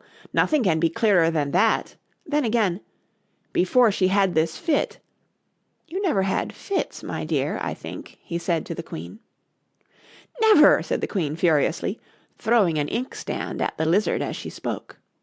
The unfortunate little Bill had left off writing on his slate with one finger, as he found it made no mark, but now he hastily began again, using the ink that was trickling down his face, as long as it lasted. "Then the words don't fit you," said the King, looking round the court with a smile. There was a dead silence. "It's a pun," the King added in an offended tone, and everybody laughed.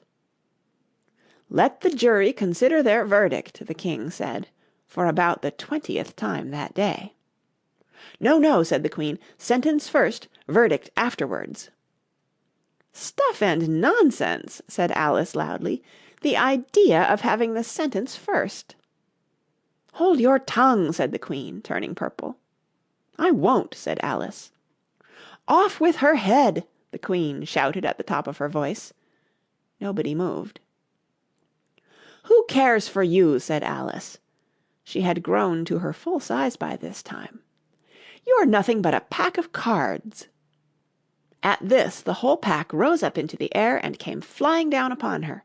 She gave a little scream, half of fright and half of anger, and tried to beat them off, and found herself lying on the bank with her head in the lap of her sister, who was gently brushing away some dead leaves that had fluttered down from the trees upon her face. "Wake up, Alice dear," said her sister. "Why, what a long sleep you've had." "Oh, I've had such a curious dream," said Alice, and she told her sister, as well as she could remember them, all these strange adventures of hers that you have just been reading about, and when she had finished, her sister kissed her and said, "It was a curious dream, dear, certainly, but now run in to your tea. It's getting late." So Alice got up and ran off, thinking while she ran, as well she might, what a wonderful dream it had been. But her sister sat still just as she left her, leaning her head on her hand, watching the setting sun and thinking of little Alice and all her wonderful adventures, till she too began dreaming after a fashion, and this was her dream. First she dreamed of little Alice herself, and once again the tiny hands were clasped upon her knee, and the bright eager eyes were looking up into hers. She could hear the very tones of her voice, and see that queer little toss of her head to keep back the wandering hair that would always get into her eyes, and still as she listened, or seemed to listen, the whole place around her became alive with the strange creatures of her little sister's dream. The long grass rustled at her feet as the white rabbit hurried by. The frightened mouse splashed his way through the neighbouring pool. She could hear the rattle of the teacups as the March Hare and his friends shared their never-ending meal, and the shrill voice of the Queen ordering off her unfortunate guests to execution. Once more the pig baby was sneezing on the Duchess's knee, while plates and dishes crashed around it. Once more the shriek of the Gryphon, the squeaking of the Lizard's slate pencil, and the choking of the suppressed guinea pigs filled the air, mixed up with the distant sobs of the miserable Mock Turtle. So she sat on, with closed eyes, and half believed herself in Wonderland, though she knew she had but to open them again, and all would change to dull reality. The grass would be only rustling in the wind, and the pool rippling to the waving of the reeds. The rattling teacups would change to tinkling sheep bells, and the Queen's shrill cries to the voice of the shepherd boy. And the sneeze of the baby, the shriek of the Gryphon, and all the other queer noises would change, she knew, to the confused clamour of the busy farmyard, while the lowing of the cattle in the distance would take the place of the Mock Turtle's heavy sobs. Lastly, she pictured to herself how this same little sister of hers would, in the aftertime, be herself a grown woman, and how she would keep, through all her riper years, the simple and loving heart of her childhood, and how she would gather about her other little children, and make their eyes bright and eager with many a strange tale, perhaps even with the dream of Wonderland of long ago, and how she would feel with all their simple sorrows, and find a pleasure in all their simple joys, remembering her own child life and the happy summer days. The End. That's the end of Alice's Adventures in Wonderland by Lewis Carroll. Read by Kara Schallenberg.